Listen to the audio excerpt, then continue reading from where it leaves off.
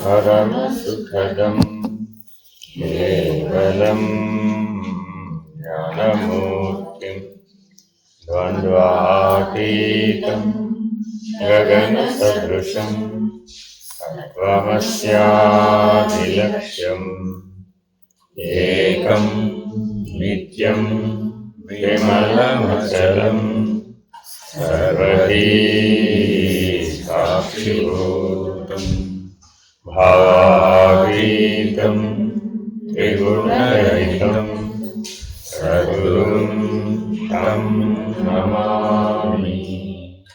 नमो ब्रह्मादिभ्यो ब्रह्मविद्या सम्प्रदायकर्तृभ्यो वंश ऋषिभ्यो महाभ्यो नमो गुरुभ्यः।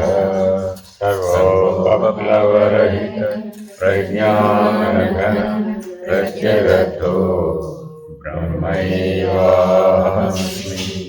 अहं परार्थरहितः सदाशिवसमारम्भां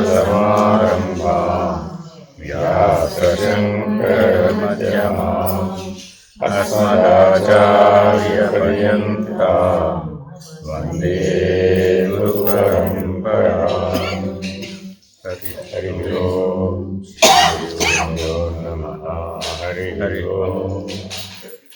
ॐ निर्भयानन्दाय विद्महे अचलपरिपूर्णाय धीमहि तन्नो परात्परः प्रचोदयात्।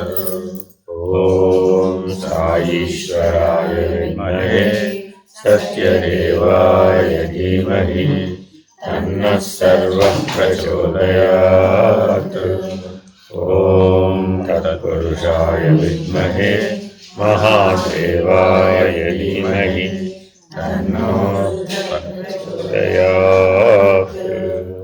ॐ सद्गुरुरूपाय विद्महे ज्ञानबोधामृताय धीमहि तन्नो श्रीविद्यासागरः प्रचोदयात्।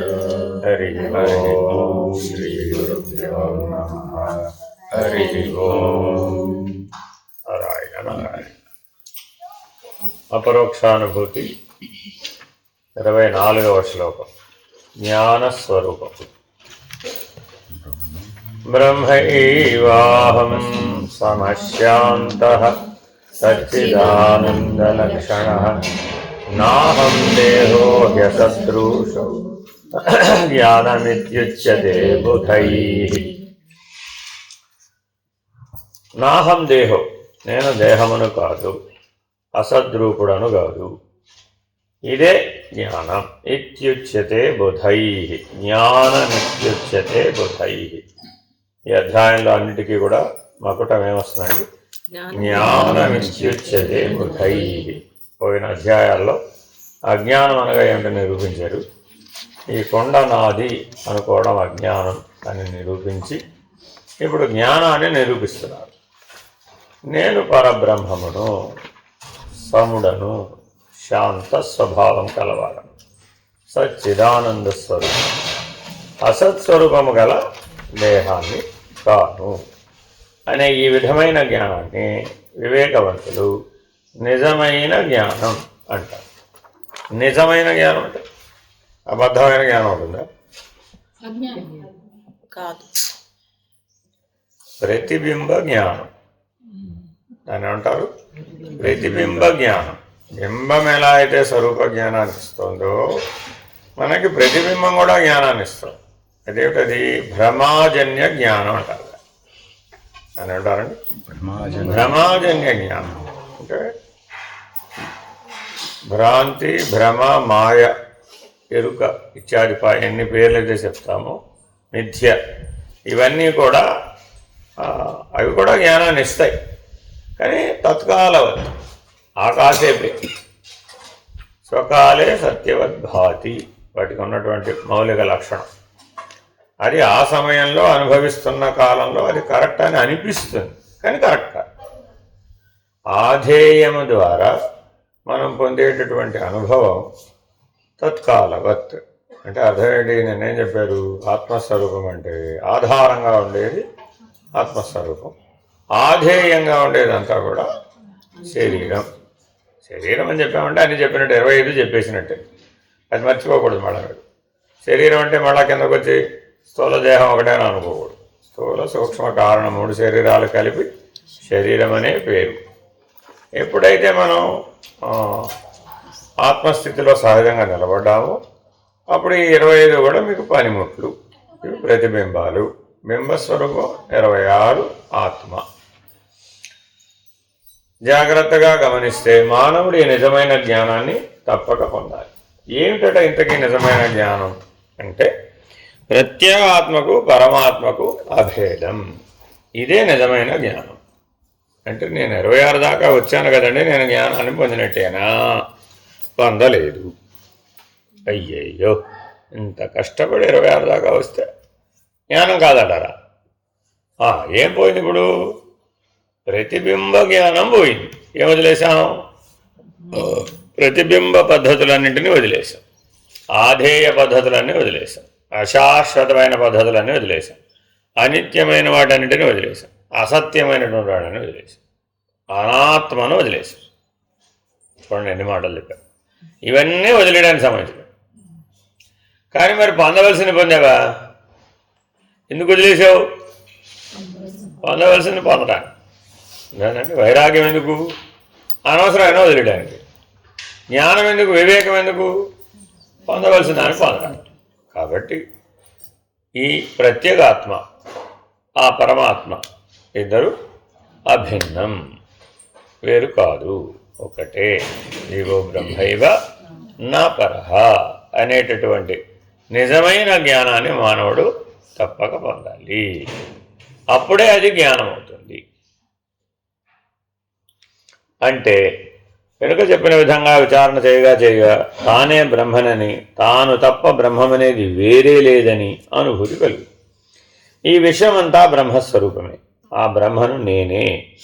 నేను దేహాన్ని మాత్రమే కాను. అంటే స్థూల సూక్ష్మ కారణ శరీరాలన్నీ అసత్యాలే.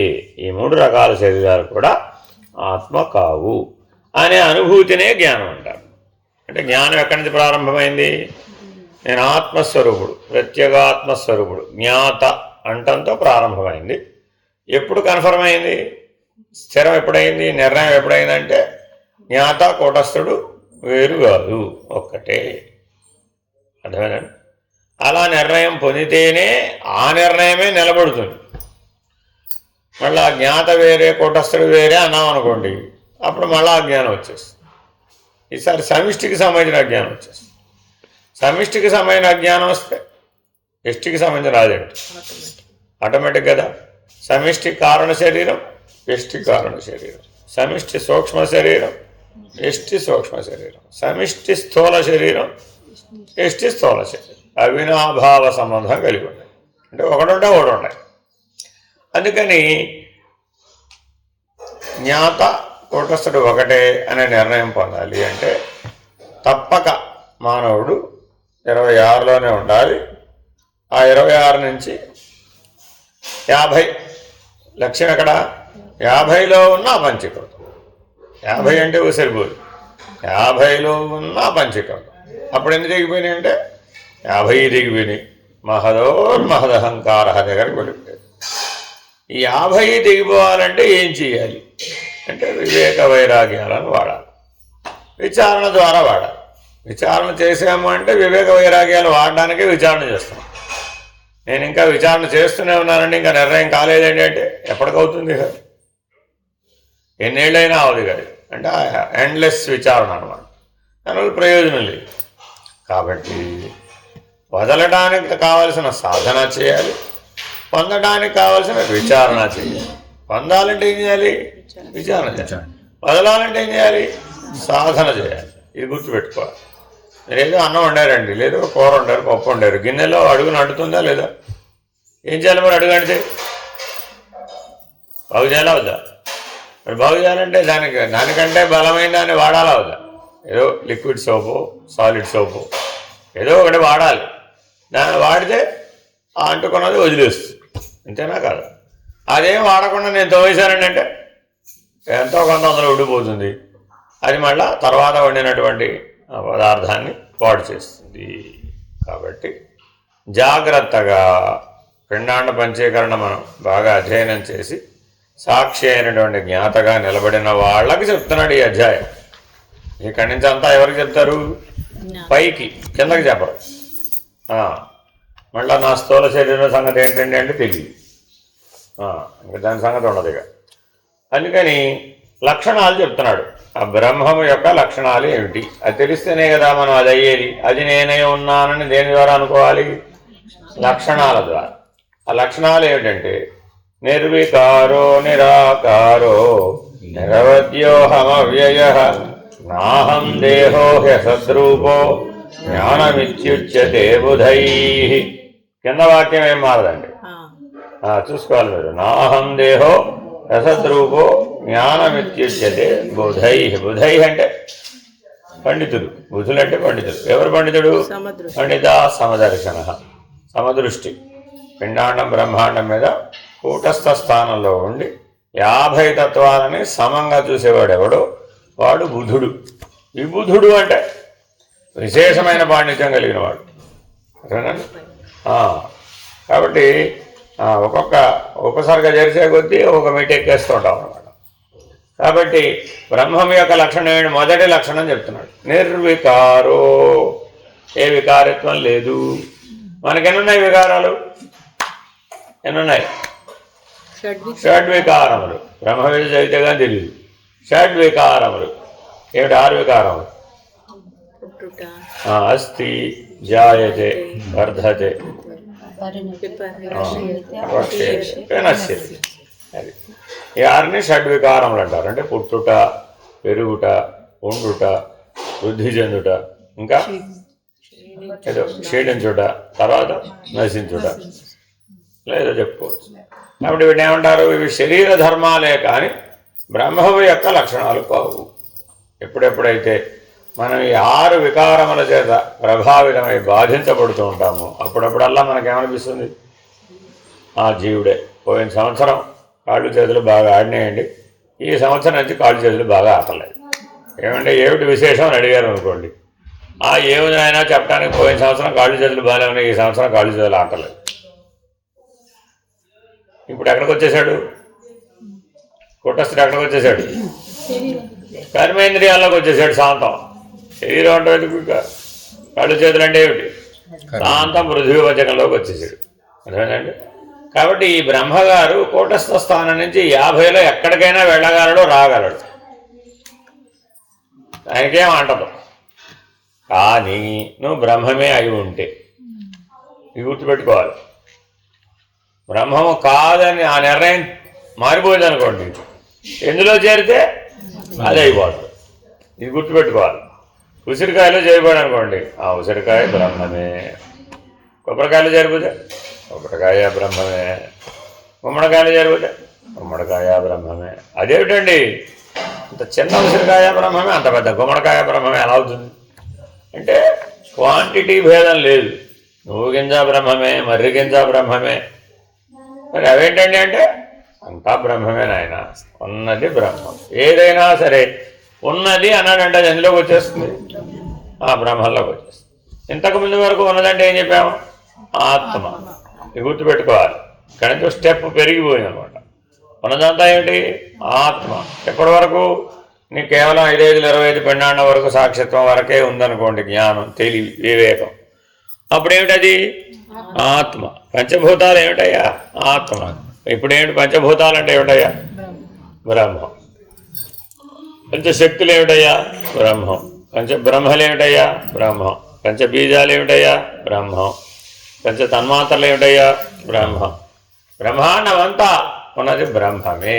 సర్వవ్యాపకమైన స్థితిలో ఉన్నదేమిటి? బ్రహ్మమే. ఇంతకీ మా అబ్బాయి ఏమిటంటావు? బ్రహ్మమే. మా అబ్బాయి వాళ్ళ అబ్బాయి ఏమవుతాడంటావు? బ్రహ్మమే. వాళ్ళ అబ్బాయి ఏమవుతాడు పుడితే? వాడు బ్రహ్మమే. పుట్టకముందు బ్రహ్మమే, పుడితే బ్రహ్మమే, పోతే బ్రహ్మమే. ఏ మార్పు లేనిదేదో అది బ్రహ్మము. ఆ మార్పుని వికారత్వం అంటారు. లేదంటే మనం ప్రపంచంలో అన్ని చోట్ల ఏం గుర్తిస్తుంటాం? నా చిన్నప్పటికి ఇప్పటికీ ప్రపంచం అంత మారిపోయిందో అంటావా లేదా? ఇంకేమంటాం? అబ్బా మారకపోతే జీవితం లేదు. Change is life primary principle. నేను అలా వాడు పొరలేని వాడు అజ్ఞానం చెప్పిన మాట. నేనేది చెప్తాను? Change is life primary principle. Primary ప్రిన్సిపలే కానీ అదే జీవిత సత్యం ఎలా అవుతుంది? అవు. ఇన్ఎవిటబుల్ అంటే తప్పించుకోలేవని అర్థం.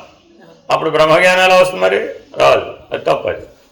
సో యూ క్యాన్, నువ్వు దాటగలవు. ఇందులోంచి దాటిపోగలిగిన వాడే మనిషి. అంతేగాని వికారిత్వంలోనే ఉండిపోతే నీకు పశువుకి తేడా ఉంది. అది కూడా అలాగే ఉండదు. అదేం దాటిపో అని ఆ వికారిత్వం షడ్వికారములను దాటలేదు. మానవుడు ఒక్కడే దాటగలిగినవాడు. కాబట్టి బ్రహ్మం యొక్క మొదటి లక్షణం నిర్వికారం. సరే, నిరాకారం. రెండో లక్షణం ఏంటండి? నిరాకారం. పొట్టిగా ఉంటుందా, పొడుగా ఉంటుందా, తెల్లగా ఉంటుందా, నల్లగా ఉంటుందా, లావుగా ఉంటుందా, పక్కపలసగా ఉంటుందా? నా కృష్ణం నా శుక్లం నా రక్తం నా పీతం. ఎందులో దశకంలో అది ఇవేవి కాదు. Very very important. ఇవి ఈ లక్షణాలన్నీ ఏమిటండి? ఇవి ఆకార లక్షణాలు.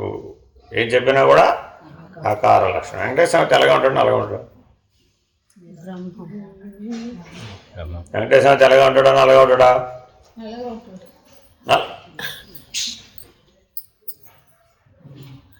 అప్పుడు దేంతో చెప్పినట్టు? ఆకారం కదా. మరి దైవం కదమ్మా, బ్రహ్మం ఆకారం కదా ఉంటుంది. బ్రహ్మాండ నాయకుడు అని అక్కడికి వెళ్ళాక ఊడుతుంది కదా. వెంకటేశ్వర ఎలా ఉంటాడంటే నల్లగా ఉంటాడు. అప్పుడు బ్రహ్మాండ నాయకుడు ఎలా అవుతాడు? అప్పుడు పైగా ఏం చెప్పావు? ఏమిటది? అఖిలాండ కోటి బ్రహ్మ. ఒకటి కూడా కదా, అఖిలాండ కోటి బ్రహ్మాండ నాయకుడు. మరి ఆయనకి ఆకారం ఎలా ఉంటుందమ్మా? ఆకారం అంటే పరిమితం కదా, దాంతో అలా అవ్వలేడుగా. మరి కలవు నాస్తి. మళ్ళీ అది కూడా వెంకటేశ దేవు వెంకటేశ్వరుడు వంటి దేవుడు నభూతో నా భవిష్యత్. ఇంకేమిటి? కలవు నాస్తి ఏమిటి? అటువంటి క్షేత్రం కూడా కలవు నాస్తి. బ్రహ్మాండే నాస్తి కించన. బ్రహ్మాండం అంతా వెతికినా కూడా అటువంటిది కొంచెమైనటువంటి క్షేత్రం కూడా అదొక్కటి మాత్రమే అవుతుంది. అలా రాసాం. మరి అలా రాస్తే అప్పుడు నిరాకారమా సాకారమా? చెప్పకనే చెప్తున్నట్టే. సూర్యుడు సాకారమా నిరాకారమా? ఎప్పుడు బ్రహ్మం అంటే, లేకపోతే సాకారమే. చంద్రుడు సాకారమా నిరాకారమా? బ్రహ్మం అంటే నిరాకారం. గుర్తుపెట్టుకోవాలండి. అర్థమైందా? భూమి సాకారమా నిరాకారమా? మీ ఇంట్లో సంపెంగ చెట్టు సాకారమా నిరాకారమా? అది ఏదైనా సరే దాన్ని బ్రహ్మంతో ఈక్వేట్ చేసామండి. అప్పుడు ఏమైపోయింది? అయిపోయింది, ఫినిష్డ్. అర్థమైందండి? అన్నం బ్రహ్మస్వరూపం. తెల్లగా ఉండాలి, నల్లగా ఉండాలి. కానీ రోజు మీరు అన్నం తినే ముందు ఏమంటున్నారు? అన్నం సరిగ్గా ఉడకలేదు, వాడు అన్నం తెల్లగా రాలేదు, వాడు అన్నం పొడి పొడిగా రాలేదు, వాడు అన్నం ముద్దగా వచ్చిందండి. అదేమిటో ఎన్ని నీళ్లు పోసినా కానీ ఉడకేయలేదండి. సో ఎక్కడికి వచ్చేసాం? సాకారం, వికారం. ఆకారం, వికారం, ఈ రెండు కలిసి ఉంటాయి. గుర్తుపెట్టుకోవాలండి. ఆకారం ఒకటే ఉండదు. ఆకారం ఉందంటే వికారం వచ్చి చేరిపోతుందండి. ఇప్పుడు మన అన్నానికి లక్షణాలు చెప్పుకున్నాం లేదా? అదేమిటోనండి, ఎర్ర బియ్యం అట, అదే నల్ల బియ్యం అట. ఇప్పుడు ఏమిటో రకరకాల బియ్యాలు వచ్చినాయండి. మా చిన్నప్పటి నుంచి మేము ఎప్పుడు తెల్ల బియ్యమే తిన్నాం అంటాడు. ఇంకేమంటాడు? పంజాబ్లో బియ్యం వేరే, రాజస్థాన్లో బియ్యం వేరే, మధ్యప్రదేశ్లో బియ్యం వేరే, చిట్టి ముత్యాల బియ్యం వేరే, సాంబ మసూర్ బియ్యం వేరే, సోనా మసూర్. బియ్యం షాప్కి వెళితే ఎన్ని రకాల బియ్యాలు ఉన్నాయి? 32 varieties. You have 32 varieties of rice. కానీ ఏమిటది? సాకారం. సాకారం అనగానే సవికారం. ఇది గుర్తుపెట్టుకోవాలి. ఒక్కసారి ఆకార భ్రాంతికి లోనయ్యావా వెంటనే దాని పక్కన ఏం వచ్చి చేరింది? వికారిత్వం అనే భ్రాంతి కూడా వచ్చింది. ఒక్క భ్రాంతి రాదట, రెండో దాన్ని కలుపుకొస్తుంది. అర్థమైందండి? రాత్రి మీరంతా బాగా నిద్రపోయారా, నిద్రపోలేదా? బాగా నిద్రపోయారా? అప్పుడు సాకారమా నిరాకారమా? సాకారమా నిరాకారమా? బాగా నిద్రపోతే సాకారమేగా. నేనుకు నిద్రలేదు కదమ్మా, ఆకారానికే నిద్ర. అప్పుడు సాకారంలో కలిసిపోయలేదా? అప్పుడు మరి సవికారమేనా కాదా? దేనికి బాధపడ్డావు తెలుసా? పొద్దున్న లేచి స్నానం చేసి జుట్టు చూకుంది, ఎంత జుట్టు ఊడిపోయింది. అయ్యో నా జుట్టు ఎంత ఊడిపోతుందో, రోజుకి ఎంత ఊడిపోతే ఏమైపోతుందో, ఓడికుండా అయిపోతుందేమో. అరే సాకారంతో ఏమిటొచ్చింది ఇప్పుడు? సవికారం. బాధపడుతుందంటే పాపం ఊరుకుంటుంది ఆవిడ. పైగా కథ ఎక్కడ దాకా వెళుతుంది. అసలే నాది బారుడు జడ. ఎప్పుడు? అప్పుడెప్పుడు. అది వాళ్ళు ఎవరో అడిగారని దానం ఇచ్చేసినారు ఆవిడ. మనం చెప్తాను ఏమి ఇచ్చాను? దానం, జడ దానం ఇచ్చారు. అయ్యో అలాగా అందరూ తిరుమల వెళ్ళి ఏం చెప్తారు? అంత పెద్ద జడ అండి స్వామివారికి ఇచ్చేసాను, ఏం చేసుకుంటాడు ఆయన జడ. ఇలాగా అకార భ్రాంతితో వికార భ్రాంతితో మనం వ్యవహరిస్తున్నాం. అందుకనే అవ్యవహారం చెప్పేది. ఎందుకు ఈ అవ్యవహారం గొడవ వచ్చిందంటే వ్యవహారంలోకి దిగంగానే ఈ సాకారం సవికారం వచ్చి చేరిపోతాయి. Very very dangerous. అందుకని చాలా జాగ్రత్తగా 26లో ఉండాలి. అది 26 కాదు 1 అనాలి, 1 కాదు 50 అనాలి, 50 కాదు 1 అనాలి. చూడండి ఎంత పని ఉంది ఇక్కడ. ముందు 26 అంటేనే కష్టం. 26 అంటే ఏం పోయింది? కిందకి చూడడం పోయింది. కానీ 26 కాదే, బ్రహ్మాండంలో 1. మరి బ్రహ్మాండంలో 1 అయితే 50 మరి ఇప్పుడు ఇక 25 ఉన్నాయి అవతల. మళ్ళీ వెళ్ళావు పైకి ఎక్కి చూస్తే 25 కాదురా బాబు, ఇవి 25 50. ఇప్పుడు 50 1 అన్నాం. పైకి చూస్తే 50 దిగిపోయింది 1. అది అప్పుడు అది మహదహంకారం. అదేనండి. కాబట్టి మహదహంకారం అనేటటువంటి బ్రహ్మస్వరూపానికి, పరమాత్మకి ఆకారం లేదు, వికారం కూడా లేదు. ఈ రెండింటి నుంచి బయటపడటమే చాలా చాలా కష్టం. మిగిలిన ఎన్నైనా కథలు చెప్పచ్చు. ఈ రెండింటి తర్వాత ఏదైనా సరే, ఈ రెండు అనుభవంలో లేవు అనుకోండి, అసాధ్యం. అందుకని విచారణ చేసి నేను నిరాకారమని నిర్వికారమని నిర్ణయించానండి అన్నాడు అనుకోండి, వెంటనే ఎవరు వస్తారు? వెంటనే ఎవరు వస్తారు? ఏం చేస్తుంది? ఏం చేస్తుంది? జన్మ జరా వ్యాధి మరణములలో ఏదో ఒకటి అనుగ్రహిస్తుంది. ఒక చేతులు ఏమంటాయి? జన్మ జర వ్యాధి మరణం ఏదో ఒకటి అనుగ్రహిస్తుంది. అప్పుడు ఏం చేస్తారు? అయిపోయింది. తర్వాత ఏం చేయాలి మరి? ఆకారం. వికారం ఉంటే ఆకారం, అది పరస్పరాశ్రయం అండి. ఆకారం ఉంటే వికారం ఉంటుంది, వికారం ఉంటే ఆకారం ఉంటుంది. మన సంగతి తేలాలంటే జస్ట్ వికారం కలిగితే చాలట, అంతేనా కదా? అన్న నెలలేవు, నీళ్ళు తాగలేవు, దానికి వైద్యం చేసి ఆ వికారం తగ్గేదాకా నానా యాగి, సరిగ్గా కూర్చోలేవు, ఆఖరికి పడుకొని కూడా పడుకోలేవు. ఎందుకని? పైకి కిందకి అయిపోతూ ఉంటుంది. నిజంగా వాంతులు అవుతాయా? అవో. వెళతాడు వస్తాడు, వెళతాడు, ఎవరా వాంతి అయినట్టు ఉంటుంది. అట్లా ఏమిటి అయినట్టు ఉంటాం? వికారం. ఏం తిన్నావురా? ఏం తిన్నామండి? మామూలుగానే తిన్నానండి. మామూలుగా తింటే వికారం ఎందుకు వచ్చింది? ఎక్కడో ఆకార భ్రాంతికి వికార భ్రాంతికి గురై నీకు అరగనటువంటి దాన్ని తినేసి అది లెట్అవుట్ చేయడానికి వీలు కావటల్లా. అప్పుడేం చేసింది? అది తప్పదు, నువ్వు ఆ బాధపడాల్సింది. ఇంకా ఏమవుతుంది తెలుసా?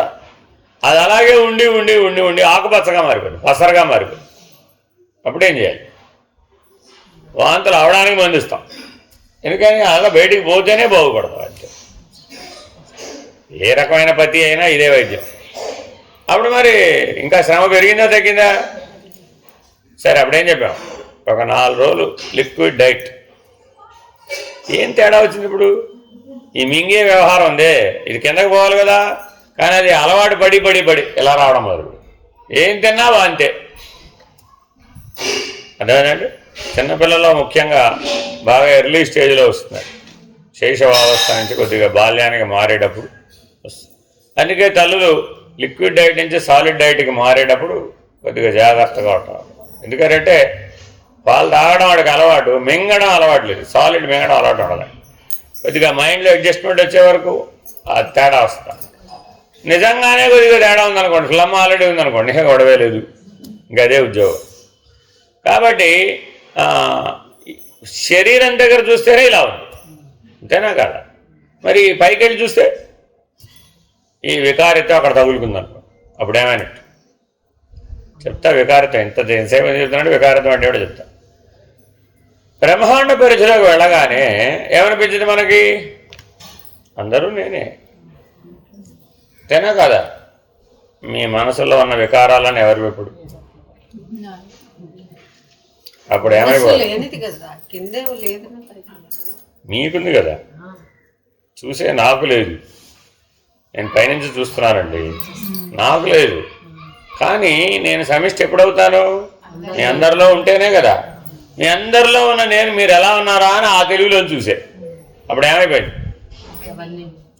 ఒక ఆయన ఏమో క్యారమ్ బోర్డు ఆడుతున్నాడు, ఒక ఆయన ఏమో వాలీబాల్ ఆడుతున్నాడు, ఒక ఆయన ఏమో బాస్కెట్ బాల్ ఆడుతున్నాడు, ఒక ఆయన ఏమో వాళ్ళ ఆవిడతో పోటాడుతున్నాడు. ఇలా లోపల ఏవో జరిగిపోతున్నాయి. లోపల జరుగుతున్నాయి ఇవన్నీ, బయట కాదు. మరి ఈ లోపల జరిగే ఆటలన్నీ తెలుస్తాయి తెలియవా? ఏమనిపించింది రెప్పపాటులో? ఏమనిపించింది రెప్పపాటులో? అది నేనే అయి ఉన్నాను అన్నాడు కొంపదీసి. ఏమైపోయినప్పుడు అమీబా నుంచి 800 కోట్ల మానవుల దాకా సకల జీవరాశి బ్రహ్మమే కదా. ఎందుకు దీనికి ప్రాధాన్యత చెప్తున్నాడు? ఒక్క రెప్పపాటులో ఈ మొత్తం చరాచర సృష్టిలో ప్రతి జీవి అనుభవించేటటువంటి దుఃఖం అంతా వాడికి ప్రాప్తించి ఏం చేయాలి? ఏం చేయాలండి? నిర్వికారో నిరాకార, ఈ సూత్రం గుర్తుకు రావాలి. అరే నేను నిర్వికారుడు కదా, నేను నిరాకారుడు కదా, నేను బ్రహ్మమును కదా. వాడేదో అక్కడ ఏదో జైల్లో ఉంటే నేను జైల్లో ఉన్నాను అనుకుంటాడగా. వాడేదో తప్పు చేశాడండి, ఆ శిక్షగా వాడు జైలు శిక్ష పడిందండి. ఓ బ్రహ్మంగారిని తీసుకుని జైలు పెట్టారండి. వాడి బదులు నేనే జైల్లో ఉన్నాను. అదే ఎవరన్నా ఉరి తీస్తున్నారు అనుకోండి, వాడి బదులు నన్నే ఉరి తీస్తున్నారు. చాలా పెద్ద విషయం అండి, అంత సులభమేం కాదు. అర్థమైందండి? కొన్ని జన్మలు పడుతుందని కూడా అంటారు పెద్దలు. ఈ ఒక్క లక్షణంలో నుంచి బయటపడడానికే కొన్ని జన్మలు పడుతుందంట. అన్నిసార్లు పుట్టిపోతే కానీ ఈ భ్రాంతి తొలగిపోతాడు. ఎందుకని? అంతకుముందు ఆత్మానుభవంలో ఏంటంటే ఏం బాగా అభ్యాసం చేశాడు? అంతటా నేనే ఉన్నాను, అన్నీ నాలో ఉన్నాయి అంటే కానీ ఆత్మానుభవం రాదు. అది వదిలితే కానీ బ్రహ్మానుభవం రాదు. ఎంత పెద్ద చిక్కు ఇది. అమీబా నుంచి మానవుడి దాకా వచ్చిన జీవ పరిణామానంతా వదిలితే కానీ ఆత్మానుభవం రాదు. అర్థమేనండి? అమీబా నుంచి జీవుడి దాకా ఉన్నటువంటి సకల పరిణామం నీలో ఉన్నాయా లేదా ఇప్పుడు పిండాండంలో? అది వదిలితే కానీ ఆత్మానుభవం రాదు. అంతటా నేనే ఉన్నాను, అన్ని నాలోనే ఉన్నాయని స్థిరపడి ఆ అనుభవం పొందితే తప్ప నీకు ఆత్మానుభవం, ఆత్మనిష్ట కలగదు. బ్రహ్మనిష్ట కలగాలంటే ఏం చేయాలి? ఇప్పుడు ఎలాగా ఇంత కష్టపడి సంపాదించి వదిలేస్తానేమిటి? నేను వదిలిపెట్టాను. నిర్వికారో నిరాకారో నిరవధ్యోహమవ్యయ. నిరవధ్యం అంటే రెండుగా చేయడానికి వీలు కాదు. నిరవధ్యం, అవధి పంచడానికి వీలు కానిది, ఖండించడానికి వీలు కానిది, జయించడానికి వీలు కానిది, చాలా అర్థాలు ఉన్నాయి. అర్థమైందండి? ఎవరి దగ్గరకో తీసుకెళ్ళి, అదేమిటి ఎక్కడికి తీసుకెళ్ళి కబేళాకి తీసుకెళ్ళి నిలబెట్టారు. అక్కడ ఏం జరుగుతుంటుంది? అది చూసాం మనం. ఏమైపోతుంది మన పరిస్థితి? మామూలుగా పెండాండంలో ఉంటేనే పరిస్థితి డిఫరెంట్. ఇప్పుడు నేను బ్రహ్మం అనేవాడిని తీసుకుని అక్కడ పెట్టాం. ఇదే ధర్మ వ్యాధ గీత రహస్యం. చిన్న విషయం కాదండి. సరాసరి తీసుకెళ్ళి కబేళాలో పెట్టాడండి. నేను బ్రహ్మనిష్ఠుడు అన్నవాడిని. బాగుంటాడంటారా? బాగుడు ఎప్పుడు పూల మార్కెట్లో ఉంటేనే బ్రహ్మనిష్ఠుడు బాగుంటాడా? రామ అప్పుడు భేదభావం అన్నట్టే కదా. నిర్వికారో నిరాకారో నిరవధ్య. అదేనమ్మా, ఇది బాగా అనుభవం పొందాలి. ఇది సమ్మెట దెబ్బలతో సమానం అన్నమాట. ఇదేదో మామూలుగా కొట్టడం కాదు. ఇది బాగా సమ్మెట దెబ్బలు పడితే అప్పుడు నాకొద్దు బాబోయ్ అని ప్రతిక్షణం ఏడిస్తే అప్పుడు బయటపడవు, లేకపోతే పడవు. అంత సులభమేం కాదు దీంట్లో బయట. అవ్యయ ఇంకో లక్షణం, 4వ లక్షణం అవ్యయ. కళ్ళు ఎదురుకుండా చూసారు ఏమైపోయింది, వ్యయం అయిపోయింది అది, అంతేనా కాదా? మరి నువ్వు అవ్యయ సృష్టి స్థితి లయాలను చూడాలట. అవ్యయం అంటానంటే సాక్షిగా బ్రహ్మాండం అంతటా వ్యాపించినటువంటి సృష్టి స్థితి లయాలను చూడాలట సాక్షిగా. అప్పుడు నువ్వు అవ్యయుడు. లేకపోతే ఇప్పుడే పుట్టిన పిల్లవాడు పోతే తల్లికి బాధ ఉంటుంది అంటాడు.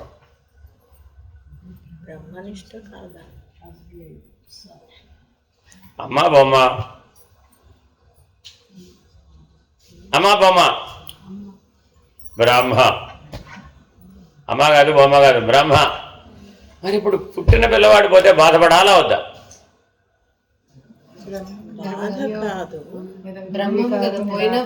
బాధపడాలా వద్దా? పడితే ఎక్కడ ఉన్నట్టు పిండాండం. ఆగు, పడితే ఎక్కడ ఉన్నట్టు పిండాండం. ఆవిడే పుట్టిన పిల్లవాడిని తీసుకెళ్ళి గంగలో దూషిస్తుంది. ఆ కథ ఎందుకు చెప్పాం? దీని దృష్టిలో కూడా చెప్పాం. ఆవిడ వాగ్దానం చేసింది. అష్టవసువులు గంగాదేవిని ప్రార్థించారు. ఏం కావాలండి? ఓ వరం వాళ్ళమ్మ అన్నారు. మామూలుగా దేవతలందరూ ఏమనుకుంటారు, ఏదో ఇళ్ళు పొలాలు అడుగుతాడేమో అలాగే ఇచ్చేద్దాంలే బాగునుకున్నారు. కానీ వీళ్ళు ఏమడిగారు, మేము మీ గర్భంలో పుట్టాలమ్మా, కానీ మమ్మల్ని అందరినీ నీ గంగలో పరేయాలి. నువ్వు కష్టమా సులభమా? 80 ఏళ్ళ అమ్మగారికి 70 ఏళ్ళ పిల్లవాడు పోతే, అదే 60 ఏళ్ళ పిల్లవాడు పోతేనే మర్చిపోలేకపోతున్నారు. దుఃఖం. ఆవిడే స్వయంగా తీసుకెళ్ళి గంగాధర పడేయాలి. అది వాళ్ళు కూరిన వారం. మరి దేవతకు ఎంత నిగ్రహం ఉండాలి? నిర్వికారో నిరాకారో నిరవధ్యో అవ్యయ. చూడండి, 4 లక్షణాలు ఆ గంగాదేవి దగ్గర ఉన్నాయి కాబట్టి ఆవిడ దశపాపహర గంగ. ఎందుకు అందరినీ ఆవిడ ఉద్ధరించగలుగుతుందా అంటే ఆవిడగా దివ్యశక్తి ఉంది కాబట్టి. ఏమిటా దివ్యశక్తి? నిర్వికారో నిరాకారో నిరవధ్యోహం అవ్యయ. Very very important. ఇలా చూసామేమిటి, గంగ దగ్గరికి వెళ్ళొచ్చాం మనం. అలా కనపడేది మాకు, అలా తోసలేదు. ఏమో తోచు, నేను చల్లగా ఉన్నాయి దిగమంటావు మాని స్కేల శరీరగత. మరి గంగా స్తోత్రం శంకరులు ఎందుకు రాయవలసి వచ్చింది? కారణం ఇదన్నమాట. అర్థమేనండి. ఒక యుగంలో ఆవిడ ఏం చేసేది, శుభ్రంగా ఆ బ్రహ్మం ఎలా ఉందో అలాగే ఉందంతే. తీరా 9వ పుట్టేటప్పటికి, అష్టవసువులు 8వ పుట్టేటప్పటికి శంతంలో చెమన్నాడు, ఇప్పటి వరకు సహించాను, ఇక సహించాను అన్నాడు. నీకు నాకు చెల్లుబాటు. ఇప్పటి వరకు నువ్వు నేనే నిన్ను భరించే. ఎందుకని? శంతనుడు పెన్నాడా కదా, తినా కదా. ఏం చేసింది పైగా? పిల్లాన్ని అడ్డుకుపోయి. ఇప్పుడు ఈయనేం చేయాలి? తపస్సు. ఏం చేయాలి? నీళ్ళు. అదేమిటి పిల్లాన్ని అడ్డుకుపోతున్నావు అన్నాడు. ఇప్పుడు ఇవ్వ నీకు ఓ టైం వస్తుంది మళ్ళా. వీడన్నీ సకల విద్యాపారంగతుడిని చేసి భావి భారత యుద్ధానికి పునాది వీడే, ఈ యుగానికి నాంది పలికేవాడు వీడే. వీడిని ఆ రేంజ్లో తయారు చేసి అప్పుడు మళ్ళీ అప్పచెప్తాలి. బా ఎవరెవరిని అనుగ్రహించారు? ఇప్పుడు భార్య గారు భర్త గారిని అనుగ్రహిస్తున్నారు. ఇప్పుడు ఇహలోకంలో మీ ఇంట్లో ఎలా ఉంది పరిస్థితి? భర్త గారే భార్య గారిని అనుగ్రహించాలనే దశలో ఉన్నాను. కాబట్టి అక్కడ భార్యాభర్తలు ఉన్నారా?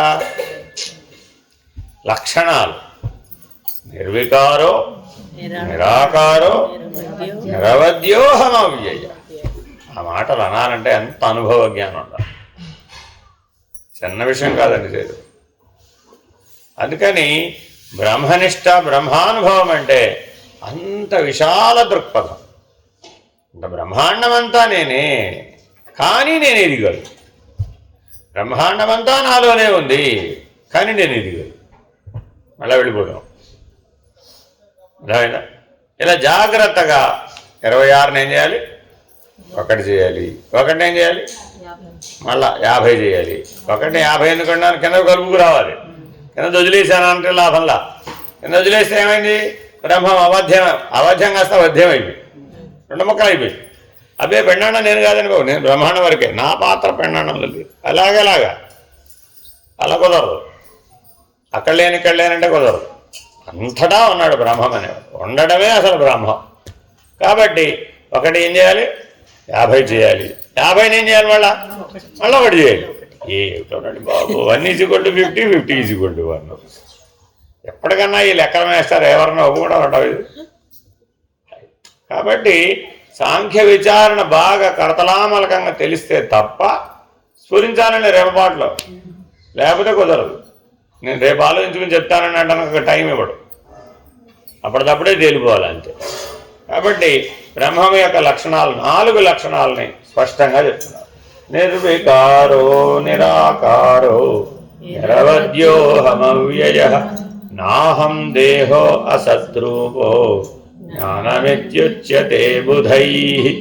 ఈ 4 లక్షణాలనే జ్ఞానం అంటారు.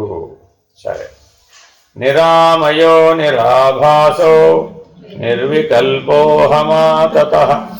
పైన తాత్పర్యం చదువుకూడదా? నేను నిర్వికారుణ్ణి, దేశకాలాదుల వల్ల నాలో ఏ విధమైన మార్పు ఉండదు. నేను నిరాకారుడను, నాకు ఏ విధమైన రూపం లేదు. నేను ఏ విధమైన వికల్పములు లేనివాడను, సంపూర్ణుడను, అంతటా వ్యాపించి ఉన్నవాడను. నేను అసత్యమైన శరీరాన్ని కాను, 3 శరీరాలకు అతీతుణ్ణి అని తెలుసుకోవడాన్నే బుధులు జ్ఞానం అంటారు. చెప్పేసాం కదా అంట. ఇప్పుడు నిరామయో నిరాభాసో నిర్వికల్పోహమాతతః నాహం దేహో హ్యసద్రూపో జ్ఞానమిత్యుచ్యతే బుధైః. మళ్ళా 4 లక్షణాలు చెప్తున్నారు. నేను ఏ విధమైన వ్యాధులు దుఃఖాలు లేనివాడు, అగోచరుడు, మార్పులు లేనివాడను, వికల్పములు లేనివాడను. నేను అసత్యము అశాశ్వతమైన శరీరాన్ని కాను అనే ఏ విధమైన సత్యాన్ని తెలుసుకోవడమే జ్ఞానమని పండితులు చెప్తున్నారు. ఏమిటండి ఇంతకీ నిరామయం అంటే జగమే సర్వం విష్ణుమయం, జగమే సర్వం బ్రహ్మమయం, జగమే సర్వం శివమయం, గోమయం. దేంతో అలిగారండి ఇంతకీ? ఒకదానిని ఒకటి ఓవర్ రైట్ చేసింది, ఒకదాన్ని ఒకటి కప్పింది. ఆమయం అంటే కప్పుట, నిరామయం అంటే కప్పడానికి ఏమి లేదు. ఆ తర్వాత ఆ గొడవ వేరు. ఇప్పుడు ప్రస్తుతాన్ని నిరామయం ఇంతవరకే దీని కథ. అది పైన 5లో ఉంది.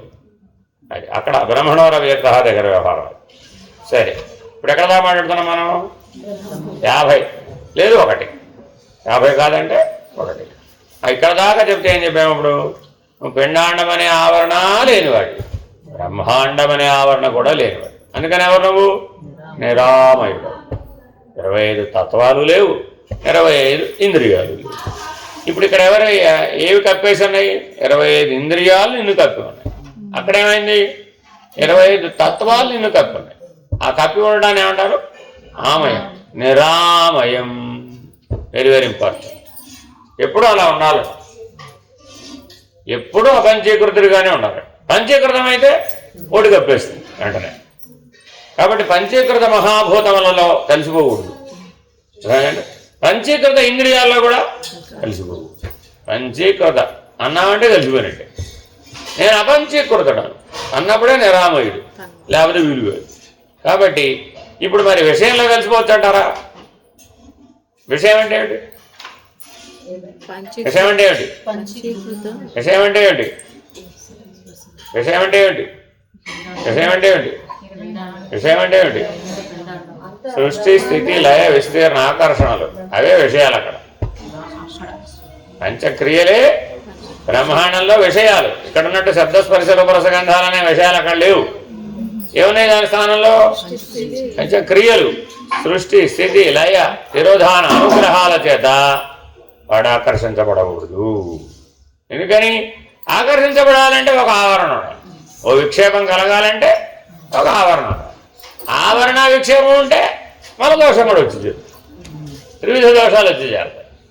అప్పుడు బ్రహ్మాండం కాదు, శాంతం పిండాండంలోకి వచ్చేస్తుంది. అర్థమైందండి? కాబట్టి చాలా జాగ్రత్తగా ఉండాలంట.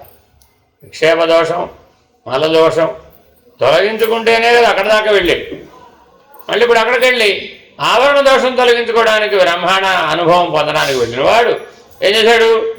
అది తొలగించుకోకపోగా నేను ఎంతటి వాడినో తెలుసా అన్నాడు. అలాగా నేను ఎంతటి వాడినో తెలుసా అనగానే ఏమైపోయింది? అందుకనే పురాణాలు చదవమంటారు. మహర్షులు అందరూ తపోఫలం, జ్ఞానబలం, దైవబలం తలకెక్కితే ఏమంటాడు? నేను ఎంతటి వాడినో తెలుసా అంటాడు. అంతే, ఇదొకటే. నేను ఎంతటి వాడినో తెలుసా అనగానే డింగ్ అంతే. నౌష చక్రవర్తి దానికి ఉదాహరణ. నౌష చక్రవర్తి అంటే ఆగకుండా 100 సంవత్సరాలు యాగం చేశాడు. అదేనండి, పామే గుర్తుంది, ముందు గుర్తుండాలి. అక్కడ దాకా ఎలా వెళ్ళాడు? తపస్తప్య తపో తప 100 సంవత్సరాలు ఆపకుండా నేతిధారలు పోసి యాగం చేశాడు. అప్పుడు దేవేంద్ర పదవికి అర్హత వచ్చింది. అర్హత వస్తే వెళ్ళాడు. అక్కడ దాకా బాగానే ఉంది కదా, అప్పటిదాకా బుద్ధి బాగానే ఉంది. ఆ సింహాసనం మీద కూర్చోగానే నేను ఎవరినో తెలుసు అన్నాడు. ఇంకా అయిపోయింది, అహం ప్రవేశించేసింది. అప్పుడేమైపోయింది? ఈ స్వర్గంలో ఉన్నవని నావే అని అన్నాడు. అక్కడేమో నావేమీ లేవని పూర్ణాహుతి త్యాగం చేసి వచ్చినందుకు ఇది వస్తే, ఇక్కడికి రాగానే ఏం చేశాడు? ఈ స్వర్గంలో ఉన్నవని నావే అన్నాడు. ఏమైపోయింది? అప్పుడు పుణ్యం క్షయం అయిపోవడానికి ఎంత టైం పట్టింది? గడియ కాలం పట్టిందట, అంతే. అది ఒక గడియ కాలంలో మొత్తం పుణ్యం హరించుకుపోయింది. ఇంకేమైంది? కోరరాని కోరికలన్నీ వచ్చేసి, అరిషడ్ వర్గాలన్నీ వచ్చేసి ఏమైపోయినప్పుడు కామం, క్రోధం అన్నీ వచ్చేసాయి. అనుచితమైనటువంటి ప్రవర్తన చేయవలసి వచ్చింది. అదేగా చెప్పేది. మరి 50 పోకపోతే మళ్ళీ వచ్చేస్తావు కిందకి, అంతేనా? పరమపద సోపాన పడ్డాం, నేను సగం దాకా ఎక్కా కదండి, తర్వాత ఆట సగం నుంచి ఆడదానండి అంటే ఎట్లా కుదురుతుంది? కొద్దిగా రెస్ట్ అంటే లాభంలో, అక్కడ కొద్దిగా రెస్ట్ అంటే మన కిందకు వచ్చేయడమే. ఎప్పుడు ఆడినా మళ్ళీ 1 నుంచి ఆడాల్సిందే ఆట. అది అందుకని విశ్రమించొద్దని ఎందుకు చెప్తున్నాం? నిరంతర ప్రయత్నం. మొదటే చెప్పేశాడు. ఎక్కడ చెప్పాడు? విచారణలోనే చెప్పాడు. ఏమంటే విచారణ ఎప్పుడు? నిరంతరాయంగా చెయ్యాలి, విపరీతం లేకుండా చెయ్యాలి. మర్చిపోతున్నారు ఎక్కడెక్కడ చెప్పినవన్నీ. అది కాబట్టి ప్రయాణం మొదలైతే ఆగకూడదు. ఎక్కడ దాకా ఆగకూడదు? 50ని 1 చేసేదాకా ఆగకూడదు. 50 చేసి కూర్చున్నా ప్రమాదమే. అర్థమైందండి? అలా ఎన్నో ఉదాహరణలు ఉన్నాయి మన దగ్గర. పతనం అయిపోయిన వాడు ఉదాహరణలు బోల్డు. కాబట్టి 26 దగ్గర చాలా కష్టపడి 26కి వచ్చానులే, ఓ 2 ఏళ్ళు రెస్ట్ తీసుకుందాంలే అనుకున్నాడు. 2 ఏళ్ళ తర్వాత ఎక్కడ ఉంటాడు? మళ్ళీ 1లో ఉంటాడు. అందుకని అలా కుదరదు. మేలుకుంటే ఇంకెక్కువ పని చేయాలని అర్థం. అప్పటిదాకా సమాజం ఎట్లా నిద్రపోయండి, ఆయన పిలిచి ఎవరైనా పని చెప్తారేంటి? మేలుకొన్నాడా? రావామా మేలుకొనే పని చేస్తావు. ఇప్పుడు పని చేసేప్పుడు ఎలా ఉండాలి?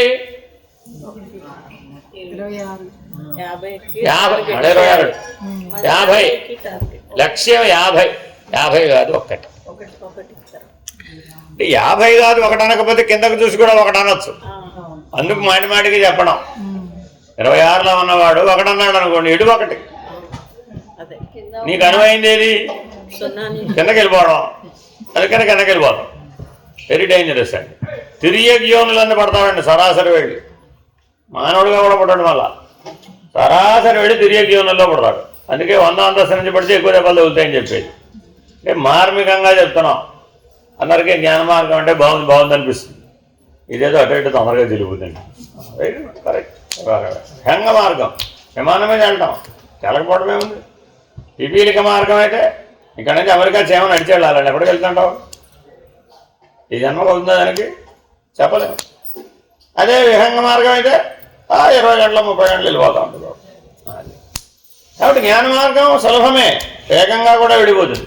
పడితే మాత్రం శాంతం తిరిగి వెళ్ళిపోతుంది. అందుకని పడకుండా వెళ్ళాలి, ఏ దోషం ఉండకుండా వెళ్ళాలి. దోషరహితుడైన వాడే వెళ్తాడు. దోషత్రయం ఉండడానికి వీలు, మల విక్షేపావన దోషాలలో ఏ దోషం ఉండడానికి వీలు. శరీరత్రయంలో ఏం మిగిల్చుకోకూడదు, వెరీ వెరీ ఇంపార్టెంట్. బ్రహ్మాండంలో ఇక్కడ చెప్పడం లేదు సుమి, ఎక్కడ చెప్తున్నాం? అక్కడ బ్రహ్మాండ స్థూలం, బ్రహ్మాండ సూక్ష్మం, బ్రహ్మాండ కారణం. అక్కడ శేషం మిగిల్చుకొని వాడే కదా ఆ పైకి ఎక్కేది. 50 దాకా వెళ్ళాలంటే ఏం చేయాలి? అక్కడ శరీరత్రయం దాటాలి, అక్కడ మహాకారణ స్థితిలో ఉండాలి. అప్పుడే అది వీలయ్యేది. తర్వాత 50 అంటావో 1 అంటావు, ముందు అసలు ఎక్కితే కదా. కాబట్టి చాలా జాగ్రత్తగా ఎక్కమని చెబుతున్నాడు. నిరామయో, రెండో లక్షణం వేశాడు. నిరాభాసో, వెరీ వెరీ ఇంపార్టెంట్. ఏమిటంటే నిరాభాసో? ఆభాస, ప్రతిబింబించడం. ఆ లక్షణం ఏంటండి? ప్రతిబింబించడం. వాడు బింబం, కానీ వాళ్ళు ఉన్న పెద్ద బలహీనత ఏమిటి? ఏ అద్దం కనబడితే ఆ అద్దంలో ప్రతిబింబిస్తుంది అంతే. అందుకోసమని మీరు చీరల షాప్కి వెళ్ళారనుకోండి, 4 వైపులా అద్దాలు పెట్టాలి. ఎందుకని? మళ్ళీ ఆ మూల ఎక్కడో అద్దం ఉందంటే అక్కడికి వెళ్ళి చూసుకోవు కదా. అంతే, ఎలాగోలా నీ చేత అది కొనిపించాలంటే ఏం చేయాలి? అద్దంలో ప్రతిబింబం చూసుకున్నట్టు చేశాడు. ఎంత చూసుకోండి మీరు కావాల్సి వస్తుంది. అద్దం ఎంత బాగున్నారు అంతే. మరి అప్పుడు కొండ ఏమిటది? ఆభాస. Same thing. అక్కడికి వెళ్ళి కూడా ఏమన్నాడు? ఇక్కడ ఎలా బాగుంది అన్నాడు, అక్కడ కూడా ఏమన్నాడు? అయితే లోకం ఎంత బాగుందో, స్వర్గం ఎంత బాగుందో అంతే. ఏమైపోయింది? నిరాభాస కాస్త ఆభాస అంతే. అబ్బా, అగ్నిదేవుడి జీవితం ఎంత బాగుందో. 25 అధిష్టానాలు ఉన్నాయండి. ఏ దేవతాలోకం యందు నీకు భ్రాంతి కలిగినా ఆభాస, వెరీ వెరీ ఇంపార్టెంట్. ఈ యమధర్మరాజు పోస్ట్ ఏదో నాకు చాలా బాగా నచ్చింది. కింద ఉన్న వాళ్ళందరినీ వరుసలో వేసి ఆభాస. అర్థమేనండి? ఇలా ఏవో ఉంటాయి నీకు అక్కడ. అసలు ఎందుకని గుర్తించడానికి ఇంద్రియాలు లేవు. వెరీ వెరీ ఇంపార్టెంట్ అండి. కింద అంటే ఏదో నానా తిప్పలు పడవచ్చు, ఇక్కడ అన్నీ వెలక్కాయ వాకాయ తెలుస్తుంది. అది వెలక్కాయ వాకాయ ఇక్కడ గుర్తించగలవు. అక్కడ ప్రజ్ఞ, ప్రజ్ఞ ఒక్కటే ఉంది నీ చేతిలో. బ్రహ్మాండం అంతా ప్రజ్ఞ ఒక్కటే. ఆ ఒక్కదాంతోనే ఈ లక్షణాలన్నీ పొందాలి. ఇక్కడ 25 ఉన్నాయి, ఇక్కడ 25 ఉంటే పొందరలేదు వీడు. అక్కడికి వెళ్ళి ఒకదాంతో పొందాలి. Very very important. అంటే ఎంత పర్ఫెక్షన్ కాదు. అందుకు నేను 100కి 1000 మార్కులు బాబోరా బాబు, 100కి 1000 మార్కులు ఉన్నాయి. 100కి 100 మార్కులు తెచ్చుకుంటాడు. అయితే నీకు 26 ఖాయం. 100కి 100 వస్తే 26 కూడా డౌటే, 25 ఖాయం. ఎందుకని? ఎక్కడో రాదు, అధిగమించడం రాదు. సో కాబట్టి జ్ఞాన మార్గంలో 100కి 1000 మార్కులు కావాలి. ఎందుకని? రెప్పపాటే టైం ఉంటుంది నీకు అంతే. అది అందుకని చాలా చాలా చాలా చాలా చాలా చాలా to the power of n జాగ్రత్తగా ఉంటాం. అర్థమేనండి? అందుకేగా మరి ఆయన వెళ్ళాడు. ఆయన ఏమి చేస్తానన్నాడు? భూలోకంలో ఉన్న సకల ఐశ్వర్యాలు ఇస్తాను పో అన్నాడు. అలాగే అంటే అయిపోయింది. మరి వారందరూ వెనకొచ్చాడు. అప్పుడు మనం చదువుకోవాల్సిన బల్లి, కఠోపనిషత్తు మనం చదువుకునే బల్లి. అందుకని అక్కడ నీకు లేనిది రానిదంటూ లేనిది. బ్రహ్మాండాల్లో చేరగానే వాడు సాధించలేనిది, వాడికి లేనిది లేనే లేదు. అంతా వాడిదే. బ్రహ్మాండం అంతా వాడిదే. తలుచుకుంటే కోటీశ్వరుడు ఎంతసేపు అవుతాడంటావు? పిండాండంలో చాలా చిన్న విషయం ఉంటుంది. కానీ ఏమవుతాడు? ఎక్కడికి వచ్చేస్తాడు? డింగ్, మళ్ళీ అక్కడికి వచ్చేస్తాడు. కాబట్టి ఏ రకమైన ప్రజ్ఞ తప్ప నీకు అన్యం ఏది తోచినా ఇమీడియట్గా ఈ లక్షణాలన్నీ వెళ్ళిపోతాయి. కాబట్టి ఈ లక్షణాలని చాలా స్థిరంగా పట్టుకోవాలి. ఎంత స్థిరంగా పట్టుకోవాలి అంటే ఆ లక్షణాలే లేరు. అసలు లక్షణాలు లేని వాళ్ళని నేను కనేకోను. తెలుస్తాను. ఇప్పుడే ఊహిస్తే ఈ తెలివికి ఏం తెలుస్తుందమ్మా? ఇప్పుడు మీరు గాఢ నిద్రావస్థలో ఎలా ఉంటారో మెలకువలో చెప్పండి. ఇక్కడే తెలియట్లేదు.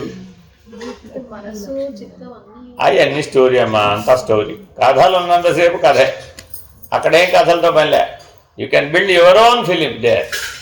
నువ్వే డైరెక్టర్, నువ్వే హీరో, నువ్వే హీరోయిన్. ఎందుకంటే బ్రహ్మం కదా నువ్వు. మరి ఇక్కడ జీవుడుగానే పెద్ద సినిమా తయారు చేసుకున్నావు. అక్కడ సృష్టికి ప్రతి సృష్టి చేయగలిగిన సామర్థ్యం ఉంది నీకు.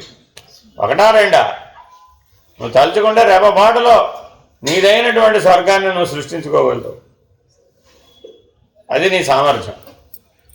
దేవేంద్రుడి సీట్ ఖాళీ చేయనన్నాడు అనుకో, అయితే స్వర్గానికి మరో స్వర్గాన్ని సృష్టిస్తానంటావు. ప్రజ్ఞలో సంకల్పించాడు, కొత్త స్వర్గం వాడు తయారైంది. కానీ అందులో వీడు ఉంటాడో లేదో మనకు తెలియదు. ఎక్కడికి వచ్చేస్తాడు?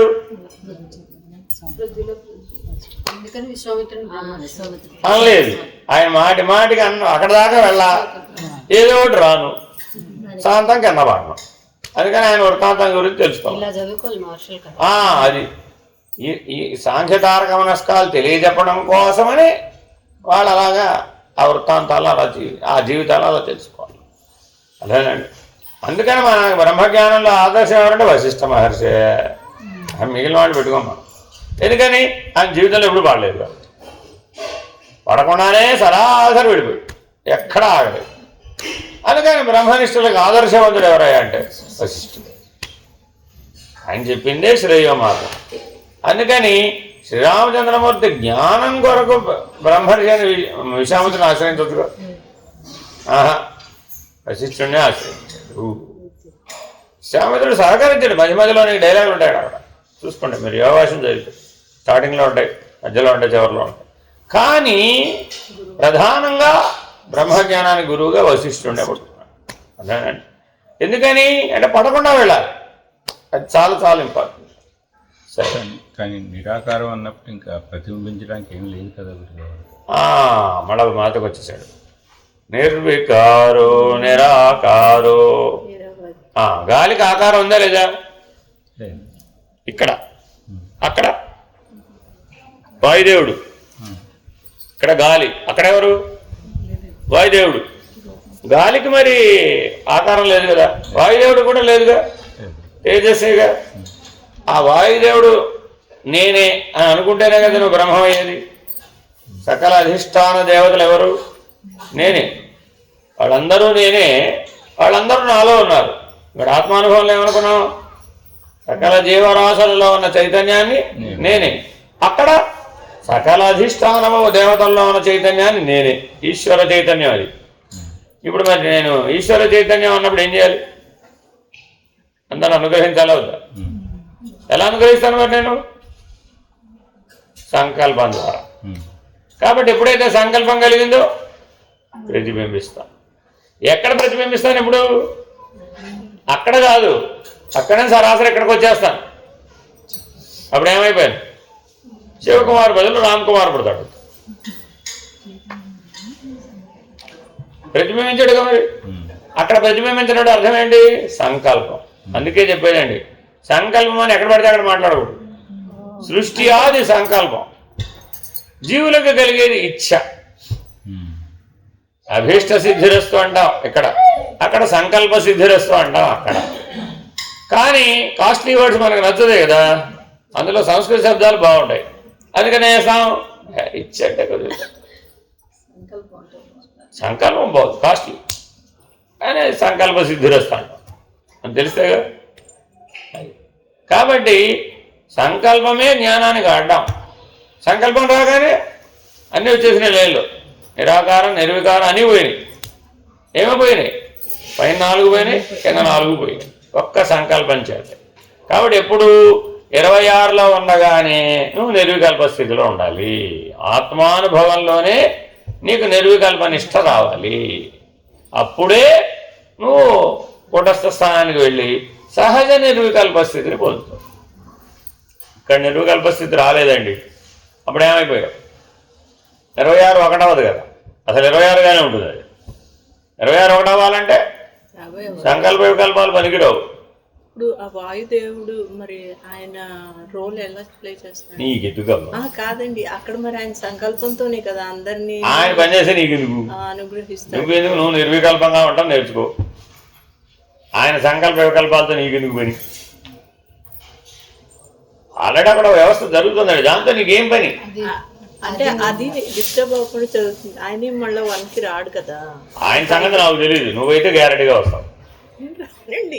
అది కాదండి, అవి అధిష్టాన దేవతలన్నీ కూడా ఆయా పుణ్యబలం చేత ప్రాప్తించే లోకాలను ముందు చెప్పారు. అవును. ఇప్పుడు మనం పుణ్యబలంతో వెళ్తున్నాం, జ్ఞానబలంతో వెళ్తున్నాం.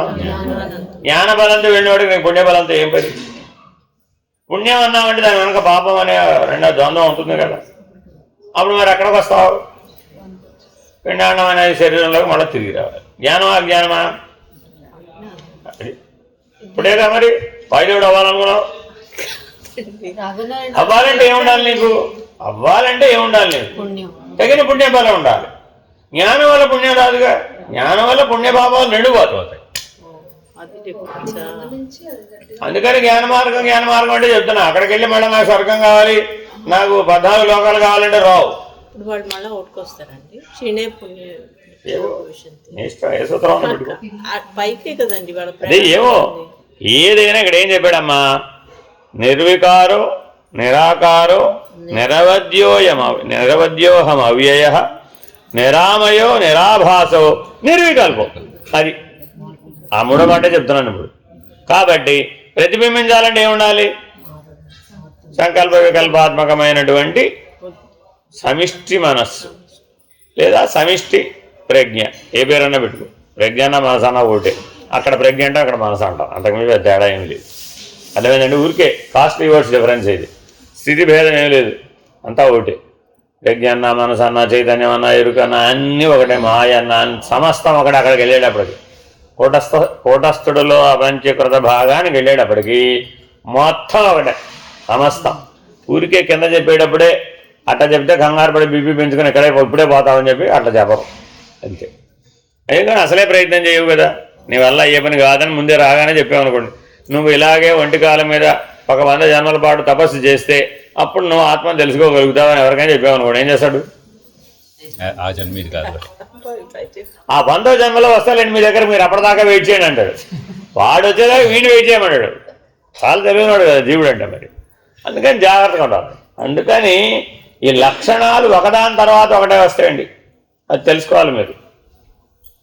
సరాసరి నిర్వికల్పన రాదు. ముందేమొస్తుంది? నిర్వికారం, తర్వాత నిరాకారం, ఆ తర్వాత నిరవధ్యం, ఆ తర్వాత నిరామయం, అవ్యయ, తర్వాత నిరామయం, ఆ తర్వాత నిరాభాస, ఆ తర్వాత నిర్వికల్పోహ మాత. ఎక్కడో తప్పు పడింది ఏదో మొత్తానికి. అలా కాదు, నిర్వికల్పోహ అక్కడ ఏదో అక్షరం పోయింది. నిర్వికల్పోహం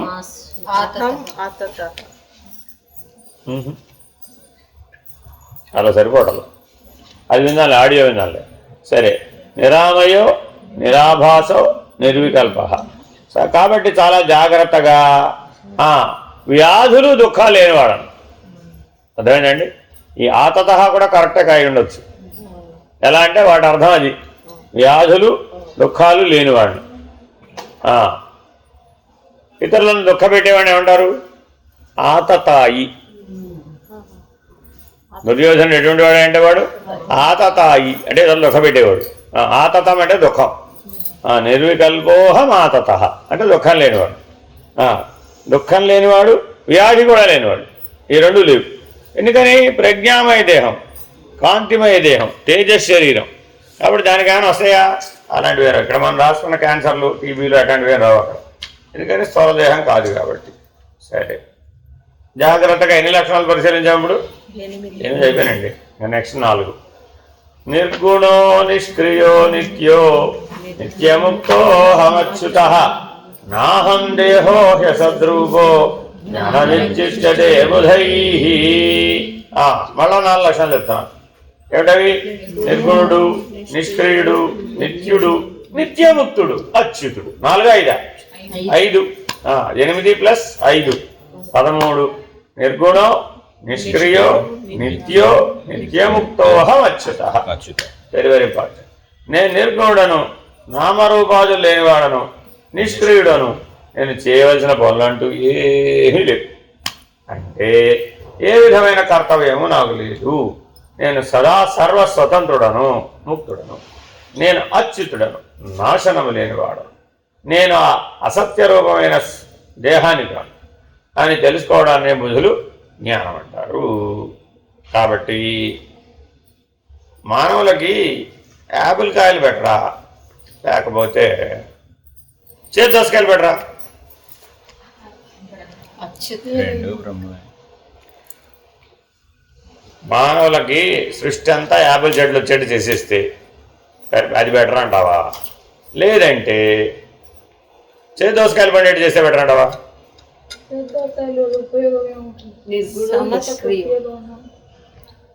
సమసృష్టి ఇప్పుడే నిద్రలేచ్చు, అందుకని దోసకాయలు అంటే యాపిల్ కాయలు కావాలంటారు. అట్లా కుదరదమ్మా. అసలు నీకు దాంతో అందుకే చెప్పింది, ఏ వస్తుభేదం లేదు, ఏ రకమైనటువంటి నామభేదం లేదు, ఏ రూపభేదం లేదు, ఏ క్రియాభేదం లేదు, ఏ దేశం లేదు, ఏ కాలం లేదు, ఏ వర్ణం లేదు, ఏ నటన లేదు, సమస్తం లేదు. సృష్టి స్థితి లయములే లేవు, అప్పుడే నిర్గుణుడు. సృష్టి స్థితి లయములు ఉన్నాయి, నేను అధిగమిస్తున్నాను అన్నంత వరకు కూడా నిర్గుణుడు కాదు, అప్పటి వరకు సగుణుడే. అదిగో నాకు కనబడుతున్నాయి కదండి, ఇదిగో ఇది సృష్టి, ఇది స్థితి, ఇది లయం. ఆహా, నేను సాక్షిని. పైగా ఓ సర్టిఫికేట్ ఇస్తాడు, నేను సృష్టి స్థితి లయాలకు సాక్షిని అండి. అలాగా కనబడుతున్నాయి నీకు? కనబడుతున్నాయి. అయితే మళ్ళీ వెళ్ళి ఇక్కడ ఒకటి గుర్తుపెట్టుకోవాలండి, ఈ లక్షణాలలో ఏ ఒక్క లక్షణం లేకపోయినా మళ్ళీ వెళ్ళి రావడమే. క్షమించడాలు, ఫోన్లే పర్వాలేదులే నన్ను అనుగ్రహించడాలు ఇత్యాదులు ఏమి ఉండవు. ఏ లక్షణం లేకపోయినా మళ్ళీ ఎక్కడికి రావాలి? మళ్ళీ ఉపాధి కావాలి, పెద్ద చిక్కిది. ఉపాధి లేకుండా ఏ నిర్ణయం కాదు. కాబట్టి సాధన చేయాలంటే మళ్ళీ ఎక్కడికి రావాలి? ఉపాధిలోకి రావాలి. కాబట్టి మళ్ళా శాంతం కర్మేంద్రియాల దాకా రావాలి. అక్కడ ఎక్కడ సమస్య వచ్చినా అక్కడ పరిష్కరించడానికి వీలు కాదు.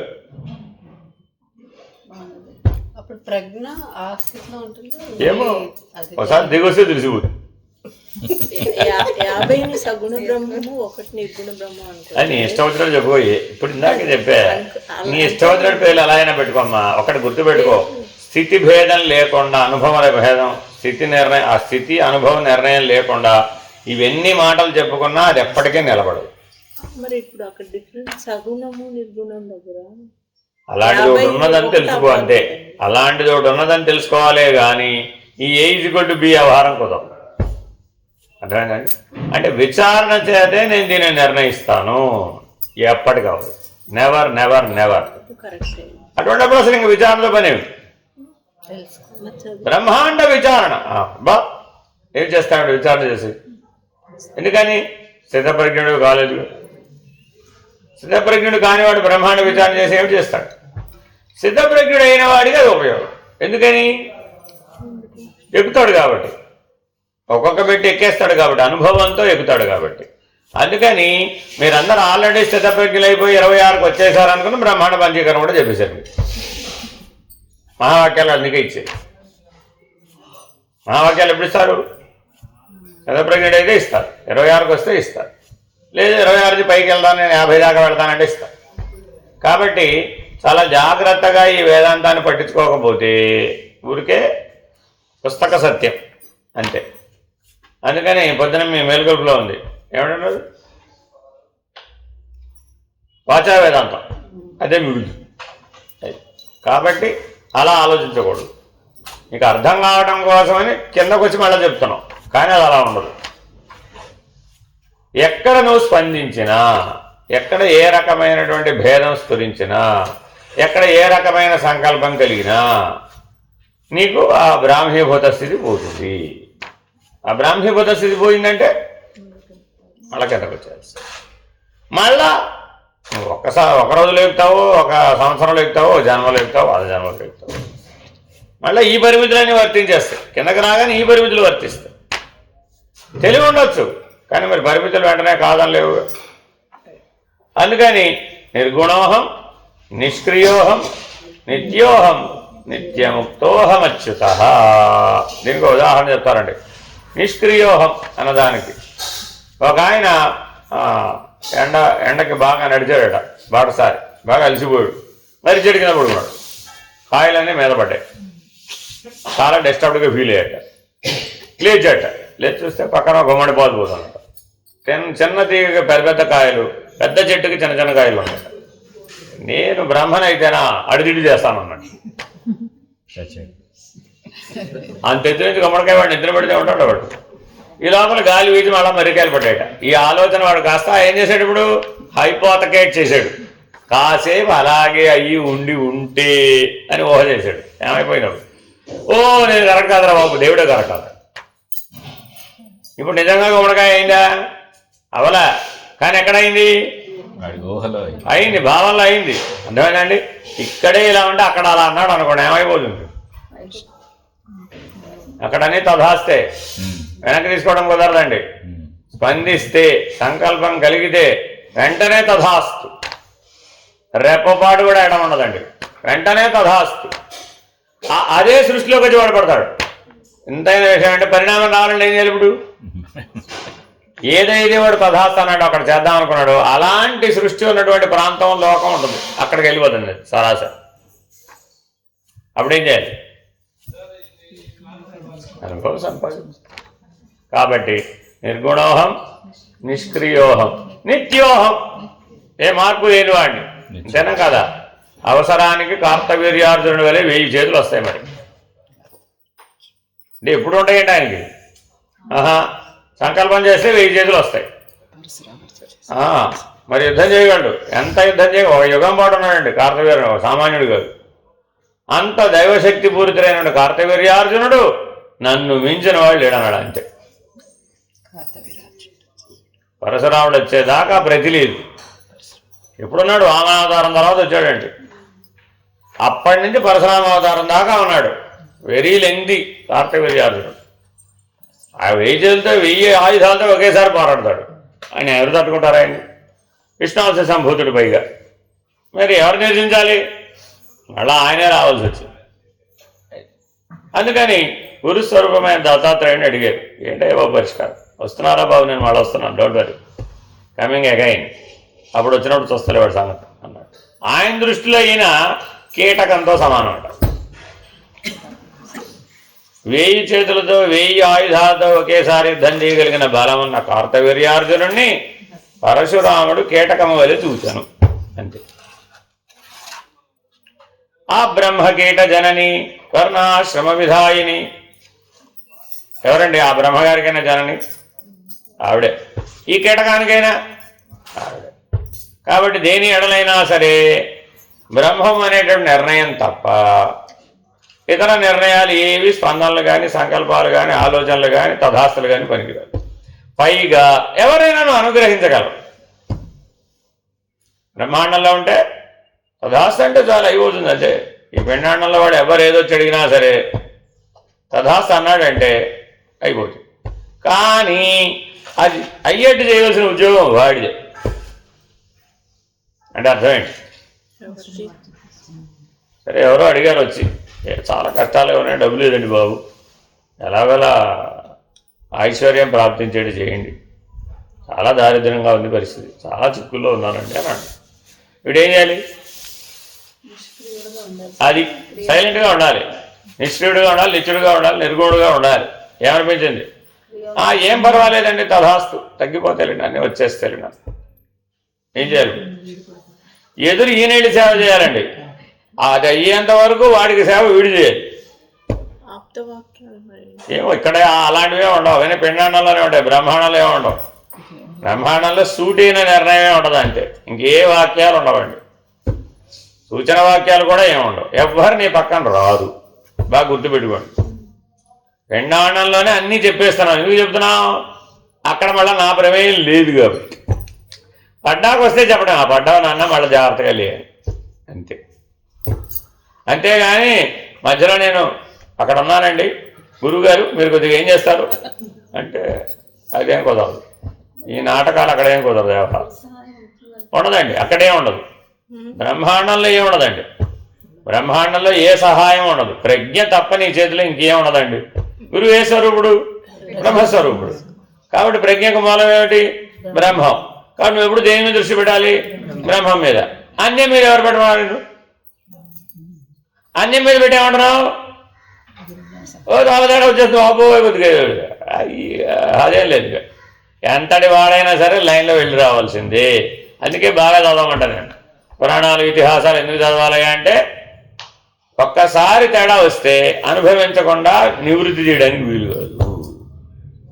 పాపమైన శాపమైన తాపమైన ఈ మూడింటికి నివృత్తి లేదు. పాపము శాపము తాపం అంతే. ఒక్కసారి కలిగింది తథాస్తు అన్నాడంటే అవ్వాల్సిందే. ఎలాగలా ఈ శాప ఏమంటారు నివృత్తి ఉపాయం చెప్పండి అంటే ఏమంటాడు, వెళ్ళమ్మా వెళ్ళి అక్కడెక్కడో పుట్టి బాగా అనుభవించి కల్పాంతానికి రాబో మళ్ళా, లేకపోతే యుగాంతానికి రాబో, లేకపోతే అది ఎప్పుడో రామావతారం వస్తుంది. అసలు ఈ విషయం ఏమిటి? గౌతముడు ఏం చెప్పాడు? వస్తాడు రాముడు వస్తాడు, వచ్చేదాకా వెయిట్ చేయి, అప్పుడు నీకు జడత్వం పోదు. మనిషిగానే ఉంది, కాకపోతే రాయిలాగా చూపెట్టకపోతే మీ సినిమాలో రక్తి కడదని అలా చూపించాం అంతే. జడస్థితి వచ్చేస్తాను అన్నాడు. మనిషిగానే ఉన్నాడు కానీ జడస్థితికి మారిపోయింది అంతే. ఆ జడత్వం పోవాలి అంటే పరమాత్మ అయినటువంటి రాముని స్పర్శ వల్ల నీకు ఆ జడత్వం పోతుంది, పునః నువ్వు పూర్వ చైతన్యాన్ని పొందుతావు అని చెప్పి గౌతముడు వెళ్ళిపోయాడు. కాబట్టి ఆ శాప వృత్తాంతాలన్నిటి వెనకాల ఇంత గొడవ ఉంది. చిన్న విషయాలు కావండి. పైగా అక్కడ ఎవరికైనా ఇవ్వచ్చు. అంటే నువ్వు కొత్తగా నీయో బ్రహ్మగారు కదా, ఈయనకేం ఎక్స్పీరియన్స్ లేదు కదా, పోన్లే పాపం అని అంటాం, ఏమి ఉండదు అక్కడ. ఎవరికైనా ఇవ్వచ్చు. అందరూ శక్తివంతులేనండి. ఆ 5 25 దివ్యమైనటువంటి చైతన్యంతో పూరించబడి ఉంటాయి. అర్థమైందండి? వీళ్ళు ఎవరెవరికైనా నువ్వు వాడికి వచ్చు, వాడు నీకు వచ్చు. శాపానికి ప్రతి శాపం అలాంటివి కూడా పురాణ కథల్లో పెట్టారు. ఎందుకు పెట్టారంటే ఇది తెలుసుకోవడం కోసం. అర్థమైందండి? నీకు కోపం వస్తున్నప్పుడు వస్తే ఏం చేస్తావు? వాళ్ళు ఏం చేసి ఓరే ఇప్పుడే వచ్చి నీకెంత ఉంటాయి మాకెంత ఉండాలి. లోకంబులు లోకేశ్వరుడు వాడు ఎవరితో తలపడతాడు? పైగా అహంకారంతో ఆ లోకానికి ఈశ్వరుడైన వాడితో తలపడతాడు. జస్ట్ లైక్ రావణాసుడు. శక్తి పెరిగే కొద్ది ఏమైపోతుంది? ఎవరినైనా ఎదిరించవచ్చు అనుకుంటాడు. వీళ్ళు సరాసరి పరమేశ్వరుడు పెట్టుకున్నాడు. ఎవరినైనా పెట్టుకుంటారా? ఆలోచించండి. అది వాడి తెలివి అది అంతే. కాబట్టి మనకి ఏ తెలివి వస్తున్నప్పుడు మనకు తెలియదు. గుర్తుపెట్టుకోవాలండి. సృష్టి ఆది నుంచి సృష్టి అంతం వరకు ఎంతమంది అయితే పిండ బ్రహ్మాండాల్లో తిరిగేస్తున్నారో దేవ దానవ మానవ తిరియగ్ 4 ఉన్నాయండి. దేవ దానవ మానవ తిరియగ్ వీళ్ళందరి తెలివితేటలు నీలో ఉంటాయి. ప్రజ్ఞలు ప్రజ్ఞ అంటే ఏంటి? దేవ దానవ మానవ తిరియక్ ఈ అందరి తెలివి ప్రజ్ఞలో ఉంటుంది. అప్పుడు ఏ ప్రజ్ఞ వాడతావు? ఏమో ఏం వాడతావు? స్పందిస్తావు కదా. మరి అప్పుడు సంకల్పం వస్తుంది కదా, అప్పుడు ఏ ప్రజ్ఞను వాడతావంటే ఏమో అప్పుడు ఏది స్ఫురిస్తే అది వాడతావు. ఏమో నీ లోపల ఇన్ని ఉన్నాయి. దేవ దానవ మానవ తిరియక్. అది నహుషుడు కొండ తెలివి ఎందుకు అయ్యాడు? కాదు. శాపం ఎలా ఇచ్చారంటే ఆయన బుసలు కొట్టాట కోపంతో బుసలు కొట్టాడు. బుసలు కొడుతున్నావా? అదే నీ జీవితం ఒగ్గాక తథాస్తన్నారు అంతే. ఫినిష్డ్. అందుకని కొండ తెలివి వచ్చింది. అట్లా అక్కడ ఒక లక్షణం ఉంటుందండి.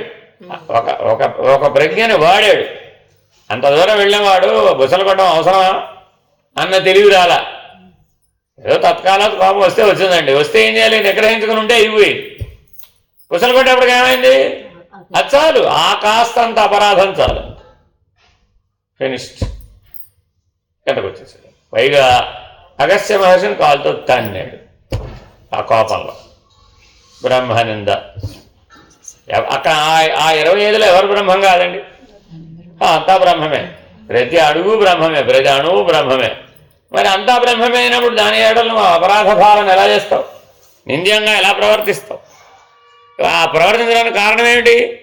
నీ ప్రజ్ఞలో ఉన్న బలం. ఏమిటి నీ ప్రజ్ఞలో ఉన్న బలం? దేవ దానవ మానవ తిర్యక్. ఈ సమస్త బలం ప్రజ్ఞలో ఉంటుంది. ఆ ఒక్క ప్రజ్ఞ ఇన్ని దేహాలు ధరించింది. మరి ఇన్ని దేహాల్లో సముపార్జించిన అనుభవ జ్ఞానం అంతా ఆ ప్రజ్ఞలో ఉంటుంది కదా. మరి సాక్షిత్వం కూడా ఉంటుంది. కానీ మరి ఇప్పుడు మనం సాక్షిగా ఉండాలా? ఎంత అనుభవం అనుకున్నాం అనుకుని తక్కువ బాణం వేసేయాలంట. అంతే. కానీ మనం ఏం చేస్తాం, ఉన్నాయి కదా అని ఒక బాణం వాడేసాడు, ఏమైపోతుంది? వాళ్ళ దగ్గర అంతకంటే చాలా ఎక్కువ ఉంటాయి అక్కడ, వాళ్ళే ఊరుకుంటారేమిటి? పైగా వాడికి తెలుసు, మనకి తెలియదు. పెద్ద చిక్కుందండి. వాడి వెనకాల ఏముంది? పుణ్యబలం ఉంది. వాడికి ఎప్పుడు టైం అయిపోతుందో, ఎప్పుడు కిందకు వచ్చేస్తాడో వాడికి తెలుసు. ఆ పరిజ్ఞానం ఉండదండి వాడికి. మనకేం లేదు, జ్ఞానబలమే తప్ప పుణ్యబలం లేదండి మనకి.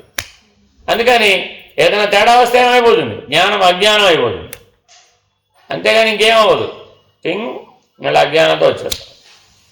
కాబట్టి నిర్గుణోహం, నిష్క్రియోహం, నిత్యోహం, నిత్యముక్తోహం అచ్యుత. Very very important. బంధరాహిత్యం అనేది మనం చెప్పుకుంటాం కదా, ఎక్కడది ఇప్పుడు? ఇక్కడ అర్థమైందండి. చాలామంది నేను ఆల్రెడీ ముక్తుండండి బాబు, ఏం లేవు, నాకేం బాగానే జీవిస్తున్నాను అని. ఈ మధ్యలో నాకు మెసేజ్ చేశారు, అంతా అయిపోయిందండి, నేను 7వ భూమికలో ఉన్నాను, అంతా ముక్తి అయిపోయిందండి, ఏ బంధం లేదండి, నాకేం లేదండి. వెరీ గుడ్ అన్న. అది ఎందుకని అంటే పిండాండంలోనే అన్నీ అయిపోయినట్టుగా మనం అనుకుంటూ ఉంటాం. పెద్ద చిక్కిది. ఈ లక్షణాలన్నీ ఇక్కడ సాక్షికి కూడా చెప్తాం. ఆత్మకి చెప్పలేదా? ఇవన్నీ చెప్పాం. కానీ ఇవేమీ ఇక్కడ సిద్ధ వస్తువులు కావు, బ్రహ్మం దగ్గరే. కాబట్టి చాలా చాలా జాగ్రత్తగా ఉండాలి. అచ్యుత అంటే అర్థమేంటి? చ్యుతి లేనివాడు, నాశము లేనివాడు, ఎప్పటికీ నశించడు. ఎప్పటికంటే ఏ కాలంలోనూ నశించడు. దేశ కాలములనేవి లేనివాడెవడో వాడే అచ్యుతుడు. Very very important. ఈ దేశ కాలాన్ని అధిగమించడం చాలా కష్టం అండి. సాక్షాత్తు వాళ్ళే అనుగ్రహిస్తే తప్ప, ఈశ్వరుడే కాల రూపంలో వస్తే తప్ప, కాలమే ఈశ్వరుడు రూపంలో వచ్చి అనుగ్రహిస్తే తప్ప దాడలేదు. ఇక ఆఖరిదండి. నిర్మలో నిశ్చలో అనంత శుద్ధోహమజరో అమర నాహం దేహో హ్యసద్రూపో జ్ఞానమిత్యుచ్యతే బుధై అని చెప్పానండి. అజర, అమర, అమృత, అవే మాటలు ఇక్కడ వాడాడు చూడండి. నిర్మలో, మాలిన్యం లేదని ఎప్పుడు చెప్పామండి? ఎప్పుడు చెప్తున్నాం? స్నానం చేసి వచ్చి నేనేం మలినంగా లేని శుద్ధంగా ఉన్నానంట. ఈ మాలిన్యం కాదురా బాబు, గుణమాలిన్యం అన్నాం. పోనీ చూడండి, నెక్స్ట్ లెవెల్లో చెప్తే ఏం చెప్పాం? గుణమాలిన్యం అన్నాం. మరి ఈ మాట ఎప్పుడూ అనేసి ఉండాలి కదా. ఎన్ని అంతస్తుల తర్వాత అన్నాడు? 13 అంతస్తుల తర్వాత 14 అంతస్తులో చెప్తున్నాడు. ఏమని? నిర్మలో నిశ్చలో అనంత 3, శుద్ధ, అజర, అమర. 6 లక్షణాలు ఉన్నాయండి. అంటే మొత్తం ఎన్ని ఉన్నట్టు? 19 లక్షణాలు. ఏమిటండి 19 నెంబర్కి ఏమైనా తేడా ఉందా, ఉపయోగం ఉందంటారా లేదా? What is 19? What is 19? What is 19? What is 19? What is 19? What is 19? ఈశ్వరుని యొక్క సూక్ష్మ శరీరంలో ఎన్ని ఉన్నాయి? సూక్ష్మ శరీరంలో ఎన్ని ఉన్నాయి? 19. సూక్ష్మ శరీరం. ఏ సూక్ష్మ శరీరం ఇప్పుడు ఇది? బ్రహ్మాండంలో ఉన్న సూక్ష్మ శరీరం కాబట్టి 19 లక్షణాలు చెప్పాడు. అంటే ఈ దెబ్బతో ఏం కొట్టేశాడు? ఈ 19 లక్షణాలతో బ్రహ్మాండ సూక్ష్మాన్ని, బ్రహ్మాండ కారణాన్ని ఏకకాలంలో రద్దు చేయమని చెప్తున్నాడు. అది జ్ఞానం అంటున్నాడు. ఈ సూక్ష్మం ఈ కారణం దగ్గర చెప్పటల్లా, బ్రహ్మాండ సూక్ష్మాన్ని, బ్రహ్మాండ కారణాన్ని కనుక నువ్వు రద్దు చేసి మహాకారణంలో ప్రవేశించడమే జ్ఞానం. ఏ మహాకారణం అది? సమిష్టి మహాకారణం. దాన్నే జ్ఞానం. అందుకే 19 లక్షణాలు లెక్క పెట్టేశాడు. అర్థమైందండి? ఒకసారి వరుసలో చెప్పండి 19 లక్షణాలు చూద్దాం. చదువుకుంటూ చెప్పండి, మన తప్పులు చెప్పడం ఎందుకు? నిర్వికారో నిరాకారో నిరవధ్యోహమవ్యయః నిరామయో నిరాభాసో నిర్వికల్పోహమాతతః నిర్గుణో నిష్క్రియో నిత్యో నిత్యముక్తోహమచ్యుతః నిర్మలో నిశ్చలో అనంతః శుద్ధోహమజరో అమరః. నేను నిర్మలమైన వాడను, పరిశుద్ధుడను, పాపరహితుడను, నేను నిశ్చలుడను, స్థిరమైన వాడను, అనంతుడను, అంతులేని వాడను, నేను పవిత్రుడను, నాశనము లేని వాడను, శాశ్వతుడను అసత్స్వరూపమైన దేహాన్ని కాను అనే ఈ విధమైనటువంటి తెలివినే జ్ఞానం అంటారు. దేహో నాస్తి కదాచన. ఎక్కడదండి? భగవద్గీత. మూలాభావమిదం జ్ఞాతుం. త్రైమంత్రంలోదండి. దేహో నాస్తి కదాచన. ఏ దేహము లేదట. ఏ దేహము లేదంటే దేవతనులు లేవు, ఈశ్వరతనులు కూడా లేవు. అందుకని దేహం అనే శబ్దం ఇక్కడ వాడేటండి. అన్ని లక్షణాలు పూర్తి చేసి దేహమే లేదంటున్నాడు. అది అంతేగాని అప్పటిదాకా ఏమన్నాడు? శరీరం శరీరం శరీరం. వెంటనే ఇప్పుడు మార్చేశాడు, దేహం అనేసాడు. ఎందుకని? విశ్వతైజస ప్రాంగ్య ప్రత్యేగాత్మలు లేరు, విరాట్ హిరణ్య గర్భ వ్యాకృత పరమాత్మలు కూడా లేరు. ఈ 19 లక్షణాలు అంత బలమైనటువంటివి, పరమాత్మను ప్రతిషేధం చేయడానికి కావాల్సినటువంటి లక్షణాలు. ఇదేదో వెంకటరావునో సుబ్బారావునో లేదని చెప్పడం కాదు ఇది, అర్థమైందండి? కాబట్టి ఈ 19 లక్షణాల్లో 100కు 1000 మార్కులు ఉండాలి. ఏ ఒక్క లక్షణంలో కూడా ఏ మాత్రం తేడా ఉండడానికి వీల్లేదు. ఎంత నూలు పోగంత నువ్వంతా కూడా తేడా ఉండడానికి వీల్లేదు. కాబట్టి గాఢ నిద్రలో ఈ 19 లక్షణాలు మరుపుకొచ్చే అవకాశం ఉందా లేదా? గాఢ నిద్రలో ఈ లక్షణాలు మరుపుకొచ్చే అవకాశం ఉందా లేదా? సహజం. ఆ పొద్దున ఒక విషయం చెప్పాను. అందుకని మనందరం ఏం చెప్పాను? ఆ నిద్రలో గమనించడం నేర్చుకుంటే అప్పుడు పనికి వస్తారు మీరు అని. అంటే తురియ నిష్ఠ ఎంత సహజం అయిపోయి ఉండాలి? అదే అసలు, అదే ఇంక లేవు అసలు, ఇక మిగిలినవేమి లేవు. త్రిపుటికి సంబంధించిన ఏ రకమైనటువంటి అంటూ లేదు, ఏ రకమైన తాదాత్మ్యత లేదు, ఏ రకమైన సంగత్వము లేదు, ఏ రకమైనటువంటి దేహము లేదు. Very very important. రెప్పపాటులో దేహం పుడుతుందట ఇక్కడ. దీన్ని దృష్టిలో పెట్టుకొని బ్రహ్మ సంకల్పించి సృష్టి చేశాడు అనేటటువంటి పురాణ విధానాన్ని చెప్పాడు. ఆయనకేం పని పడలేదండి. 4 ముఖాలతోటి 4 చేతులతోటి భూమిలో కూర్చుని హాయిగా ఒక సంకల్పం చేసి అంటే సినిమా చూడాలి మీరు. ఆయన ఎంత దారుణంగా చిత్రీకరించారు. అబ్బా. ఎందుకని? అక్కడ అదేగా రాసింది, అదే యాజిటీజ్గా చిత్రకల్పన చేసి ఇలా అంటాడు. ఇలా అంటే ఓ శిశువు వస్తాడు, టింగ్ టింగ్ టింగ్ టింగ్ టింగ్, వాడు నుదుటి మీద రాసేస్తాడు. ఇలా అంటాడు, వీడు వెళ్ళిపోతాడు. రామ రామ.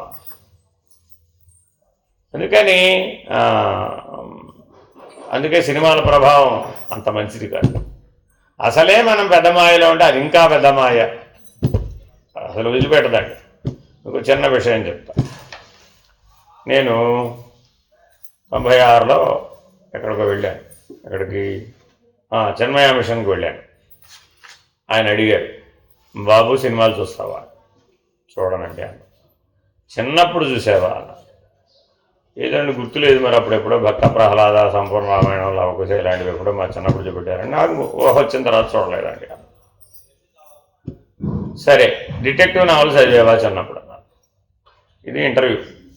ఏమైనా చెప్పాలంటే ఇవన్నీ అడుగుతారు ముందు. అదేమిటి అప్పట్లో ఏముండేవండి? ఏదో సినీ వారపత్రికలు, నవలలు, డిటెక్టివ్ నవలు ఏమి ఉండేవి. అవి చదివావా? చదవలేదండి. ఇలాంటివి ఏవైనా కనుక నువ్వు ఏమైనా చదివి ఉంటే మళ్ళా నువ్వు రావక్కర్లేదు అంతే. ఎందుకని అడిగా? నీ చిన్నప్పుడు జరిగినటువంటివన్నీ జ్ఞానంలో ఎలా ఉన్నాయో అజ్ఞానంలో కూడా అలాగే ఉంటాయ్యా, నువ్వు వాడుకున్నా వాడుకోపోయినా. మరి ఇవన్నీ జ్ఞాన మార్గానికి పనికిరావు. మేము జ్ఞాన మార్గం ఒక్కటే బోధిస్తాం, ఇంకేం బోధిస్తాం. కాబట్టి అలాంటివి ఏమైనా ఉండి ఉన్నట్లయితే నువ్వు రావక్కర్లేదు అని ఓ లిస్టు చదివి అంతే. వెళ్ళాలంటే వద్దంటావు, అన్నీ ఆలోచించుకోమన్నాడు అంతే. నేను రమ్మనో పొమ్మనో నేను చెప్పను. ఇది లిస్ట్ అంతా చదువు. ఈ లిస్టులో ఏమైనా నువ్వు చదివి ఉంటే, చూసి ఉంటే, అనుభవించి ఉంటే రావక్కర్లేదు. అంత ఆలోచన. అంటే మన ఈ మాట ఎందుకు గుర్తొచ్చిందంటే, నాకు కంచిపీఠానికి ఉత్తరాధికారిని నిర్ణయించారు. సత్యచంద్రశేఖరేంద్ర సరస్వతి అనే పేరు. ఆయన నిర్ణయించగానే ఈయన్నే ఎందుకు నిర్ణయించారని పత్రికల వాళ్ళందరూ వెళ్ళి అడిగారు. ఏం చెప్పాలంటారు ఆచార్యులు? ఎంత కష్టమో సమాధానం చెప్పడం. ఎన్ని పరీక్షలో చేసేగా నిర్ణయిస్తారు. సరే కాసేపు ఆయన ఇప్పుడు విజేంద్ర సరస్వతి పద్ధతి ఏమిటంటే వెంటనే సమాధానం చెప్పరు, నవ్వుతారు. నవ్వి ఒక క్షణం 2 క్షణాలు గ్యాప్ తీసుకుంటారు అనమాట. ఈ లోపల మనలాంటి వాళ్ళు ఉంటారు కదా, అక్కడ వాడు ఆల్రెడీ 36 ప్రశ్నలు వేసేసాడు. కామక్రోధాలు ఉండకూడదండి, అలా ఉండకూడదండి, ఇలా ఉండకూడదండి, అవి ఏమీ లేకపోతేనే మీరు ఎంపిక చేశారా అండి? వీడు ఎక్కడో ఆల్రెడీ చదివేసింటాడు కదా, అవన్నీ ఆఖరు పెట్టేశాడు. ఊహలో కూడా ఉండకూడదు అన్నారు, వెళ్ళిపోయారు. ఇప్పుడు చెప్పినట్ట వాడు ఆల్రెడీ ఒక పెద్ద జాబితా చదివేసి వాడు చదువుకున్నాడు ఆల్రెడీ. సన్యాసం అంటే ఏమిటో ఆల్రెడీ చదువుకుని వచ్చాడు, సంసారం అంటే ఏమిటో కూడా చదువుకుని వచ్చాడు. ఏం చెప్పారు సమాధానం? ఊహలో కూడా లేకపోతే సన్యాసం ఇవ్వచ్చు. ఇప్పుడు మనకి బ్రహ్మం అవ్వాలంటే ఏం చేయాలి?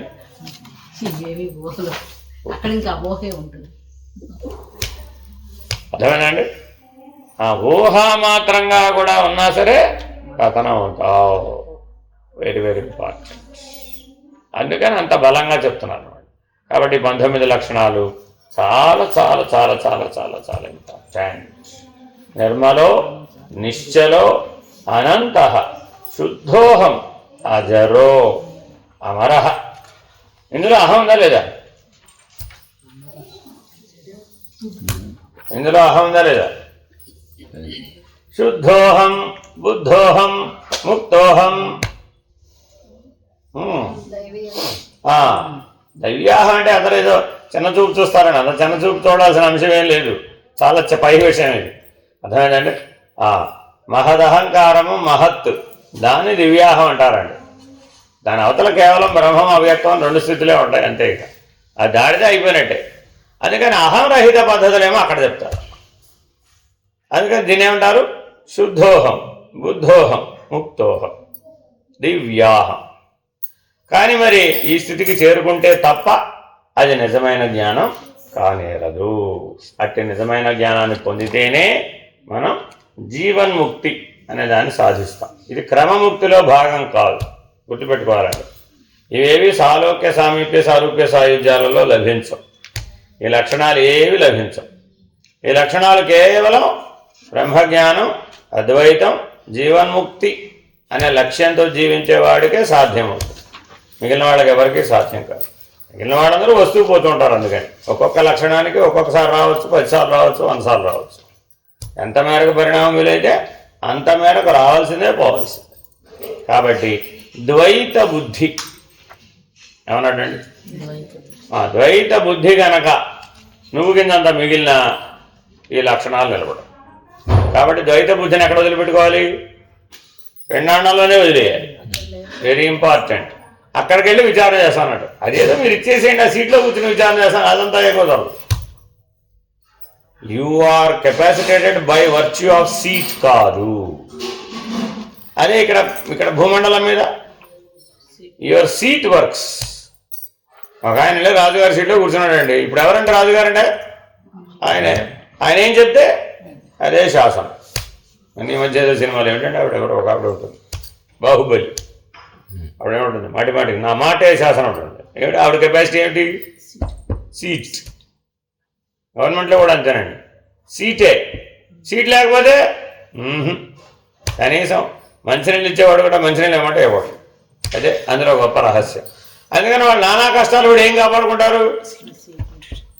ఎంతైన విషయం ఏమిటంటే ఈ 25 బ్రహ్మాండంలో ఉన్నాయి, ఇవి కూడా సీట్లే. కానీ ఇక్కడ వెల చాలా కట్టాలి. ఇక్కడ చేసినట్టు కాదు వ్యవహారం. అక్కడ కూర్చోవాలన్నా కూడా ఆ పుణ్యం ఉండాలి, ఆ సామర్థ్యం ఉండాలి. కానీ ఏమొస్తుందయ్యా అంటే ఆ సీటుకి సంబంధించిన అహం వస్తుంది. సీటు వ్యవహారం నీకు సామర్థ్యం, సీట్లో కూర్చోగానే అది వచ్చేస్తుంది. ఉదాహరణ చెప్తాను మీకు, అప్పుడు తెలుస్తుంది. నలకోబరుల యొక్క వివాహం, నల దమయంతుల వివాహం ఉందా లేదా? ఆ దమయంతిని అష్టదిక్పాలకులు పెళ్లి చేసుకోవాలనుకుంటారు. ఈవిడేమో మరి మానవ కన్య, వాళ్ళేమో దేవతలు. అయినా సరే మేము పెళ్లి చేసుకోవాలనుకున్నాం అన్నారు. ఇప్పుడు చూశారు ఇంతకీ ఈ దమయంతి గారిని సత్యలోకంలో బ్రహ్మగారి సృష్టించగా చూశారు. చూడండి, అంటే ఆ కథలో ఉన్న రహస్యాన్ని అర్థం చేసుకోవాలి. ఇలా ఎందుకు చెప్తారా అంటే అన్నీ మీరు కాకండి పులుసు స్టోరీస్ ఇట్లా అన్నీ భ్రాంతిమయమండి మీరు చెప్పేది, అసలు అవేమీ జరగవు అని కొట్టేయడానికి కాదు చెప్పింది అక్కడ. అంటే వాళ్ళు ఏమనుకున్నారు, మేము దిక్పాలకులం కదా, మేము కోరితే ఈ బ్రహ్మాండంలో జరగకపోవడం ఏమిటి అని స్వయంవరానికి వచ్చారు. వచ్చి ఆవిడ చూశారు. ఆవిడేమో ఆ మనసులో నలకోబడడం తెలుసుకుంటుంది. ఒరే ఇప్పుడు ఆల్రెడీ ఎవరినో ప్రేమించేసింది, ఇప్పుడు ఆల్రెడీ ఎవరినో మనసులో వెళ్ళాడేసింది. ఆల్రెడీ ఏం చేశారు తెలివిగా, అందరూ నలకోబడలాగా తయారైపోయారు. కామరూపులు కదా వాళ్ళు. లైన్లో 9 మంది కనబడ్డారు. ఆవిడ వరమాల పట్టుకొచ్చేప్పటికి ఒక్క నలకోబరుడు ఉండవలసింది 9 మంది నలకోబర్లు కనబడ్డారు. మరి ఇప్పుడు ఏం చేయాలి ఆవిడ? ప్రేమించింది కదా. అదిగో అంటే దైవ సహాయం లేకుండా అది వీలు కాదు. అందుకే కథ అన్నా తెలిసిన వాళ్ళు కనీసం సినిమా అన్నా చూసింటారు. చూస్తే కనీసం బేసిక్ నాలెడ్జ్ అన్నా ఉంటుంది. అది లేదు, ఇది లేదు. మనం పురాణాలు చదవం, అలాంటి సినిమాలు చూడడం. అదేనండి, సాంఘికం సామాజికం కొట్టుకున్నట్టు ఏదైనా పోయాడంటే చూస్తాం, సరే గొడవ. ఇప్పుడు అలా ఆవిడ ఏం చేసిందట, అంతవరకు తాను చేసిన తపోబలంతో పరమేశ్వరుణ్ణి నాకు నిజ దర్శనం కలిగేటట్టు చేయమని అడిగాడు. నిజ దర్శనం. ఆ నిజ దర్శనం పదం అంటే ఆవిడ ఒక్కసారి అలా కళ్ళు మూసుకుని ప్రార్థించగానే ఆ దివ్య చక్షువులతో అష్టదిక్పాలకులను చూసినాడు. వాళ్ళు కనబడిపోయారు. ఇంకొక ఆయన మానవుడిగా కనబడాడు. అప్పుడు గుర్తుపెట్టి ఆ వాళ్ళందరినీ వాళ్ళు అలాగే ఉన్నారు.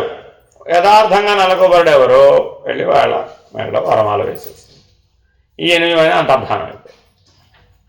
ఈ కథ ఏం చెప్తుంది ఇప్పుడు మనకి? ఈ కథ ఏం చెప్తుంది మనకి? మనం కూడా కాసేపు అష్టదిక్పాలకులం అయ్యామే అనుకోండి, వెళ్ళాం, ప్రజ్ఞాస్వరూపులమే. మరి వాళ్ళు నువ్వేగా, కాకపోవడం ఏముంది? ఏమనిపించింది ఇప్పుడు?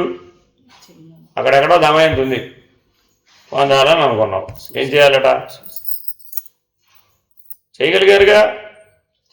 ఇందులో పార్ట్ బి ఒకటి ఉందండి. వీళ్ళు మళ్ళీ యథార్థ లోకానికి వెళ్ళగానే దేవేంద్రుడు అడిగాడు, ఏమయ్యా మీరంతా ఎడిపోయారు? ఆయన తెలియదు ఇప్పుడు, బాస్ కదా. దమయంతి దగ్గర మీరు ఈ పని చేసినందువల్ల మరలా భూలోకంలో పుట్టి పుణ్యం సంపాదించి మళ్ళీ రండి పుణ్యం అన్నాడు. అంతే, ఫినిష్డ్. ఏమిటి ఎందుకు జరిగిందన్నాడు? మీరు ఆల్రెడీ సంపాదించుకున్న పుణ్యం ఈ వెళ్ళి చేసి వచ్చిన పనితో ఖర్చు అయింది. భూలోకంలోకి వెళ్ళి మీరు ఏదో చేసి వచ్చారు కదా, ఆ పని చేసి రావడానికి మీరు వాడిన దైవశక్తి వలన మీ పుణ్యం అంతా ఖర్చు అయిపోయింది. కాబట్టి మీరు ఇప్పుడు ఆ సీట్లో కూర్చోడానికి అధికారం లేదు. మీ తర్వాత వాళ్ళు రెడీగా ఉన్నారు, వాళ్ళు కూర్చుంటారు, మీరు లైన్లో మడకండి. అక్కడ ఈ పార్ట్ బి ఎవరు పట్టించుకోరండి. ఆవిడ వరమాలు వేసినంత వరకే చదువుకుంటాడు, అంతవరకే సినిమా చూస్తాడు. కాబట్టి మేము అష్టదిక్పాలకులలో ఒకళ్ళం కదా, మా ఇష్టం వచ్చినట్టు చేస్తాం అంటే కుదరదు.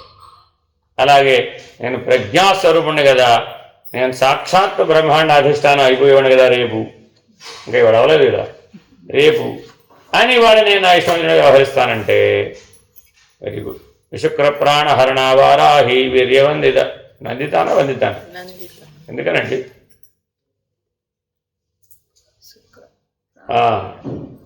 శుక్ల శోణితాలతో ఉద్భవించే జీవ శరీరంలోకి పంపించేస్తుంది ఆవిడ స్ట్రైట్. ఒకవేళ నువ్వు సరిగ్గా లేకపోతే కొట్టడానికి అవకాశం లేని దశకి తీసుకెళ్ళిపోతుంది. అందుకని అందరూ వారాహి దేవతను పూజిస్తారు. అయ్యో, ఒక నువ్వు కింద కూడా తేడా ఉండదు. ఎవరు శిక్ష వేయాలో కూడా ఇట్ ఇస్ ఆల్రెడీ డిసైడెడ్. మా అమ్మ దయామూర్తి అలా ఎందుకు చేస్తుందండి, క్షమిస్తుంది మా అమ్మ. అబ్బా ఇప్పుడు చెప్పమ్మా, పొరపాటును కూడా క్షమించదు, పొరపాటును కూడా క్షమించదు, వేసేయడమే అంతే. ఎక్కడ దాకా వెళ్ళిపోతాడో తెలుసా? సరాసరి మృత్తికా శిలాలోహం దాకా వెళ్ళిపోతాడు. అందుకని one should be very very careful. Hari Om Shri గురుభ్యో నమః. పూర్ణమద పూర్ణమిదం పూర్ణాత్ పూర్ణముదచ్యతే పూర్ణస్య పూర్ణమాదాయ పూర్ణమేవావశిష్యతే. ఓం తత్సత్. ఓం శాంతి శాంతి శాంతి. హరి ఓం. శ్రీ గురుభ్యో నమః. హరి ఓం. నారాయణ నారాయణ.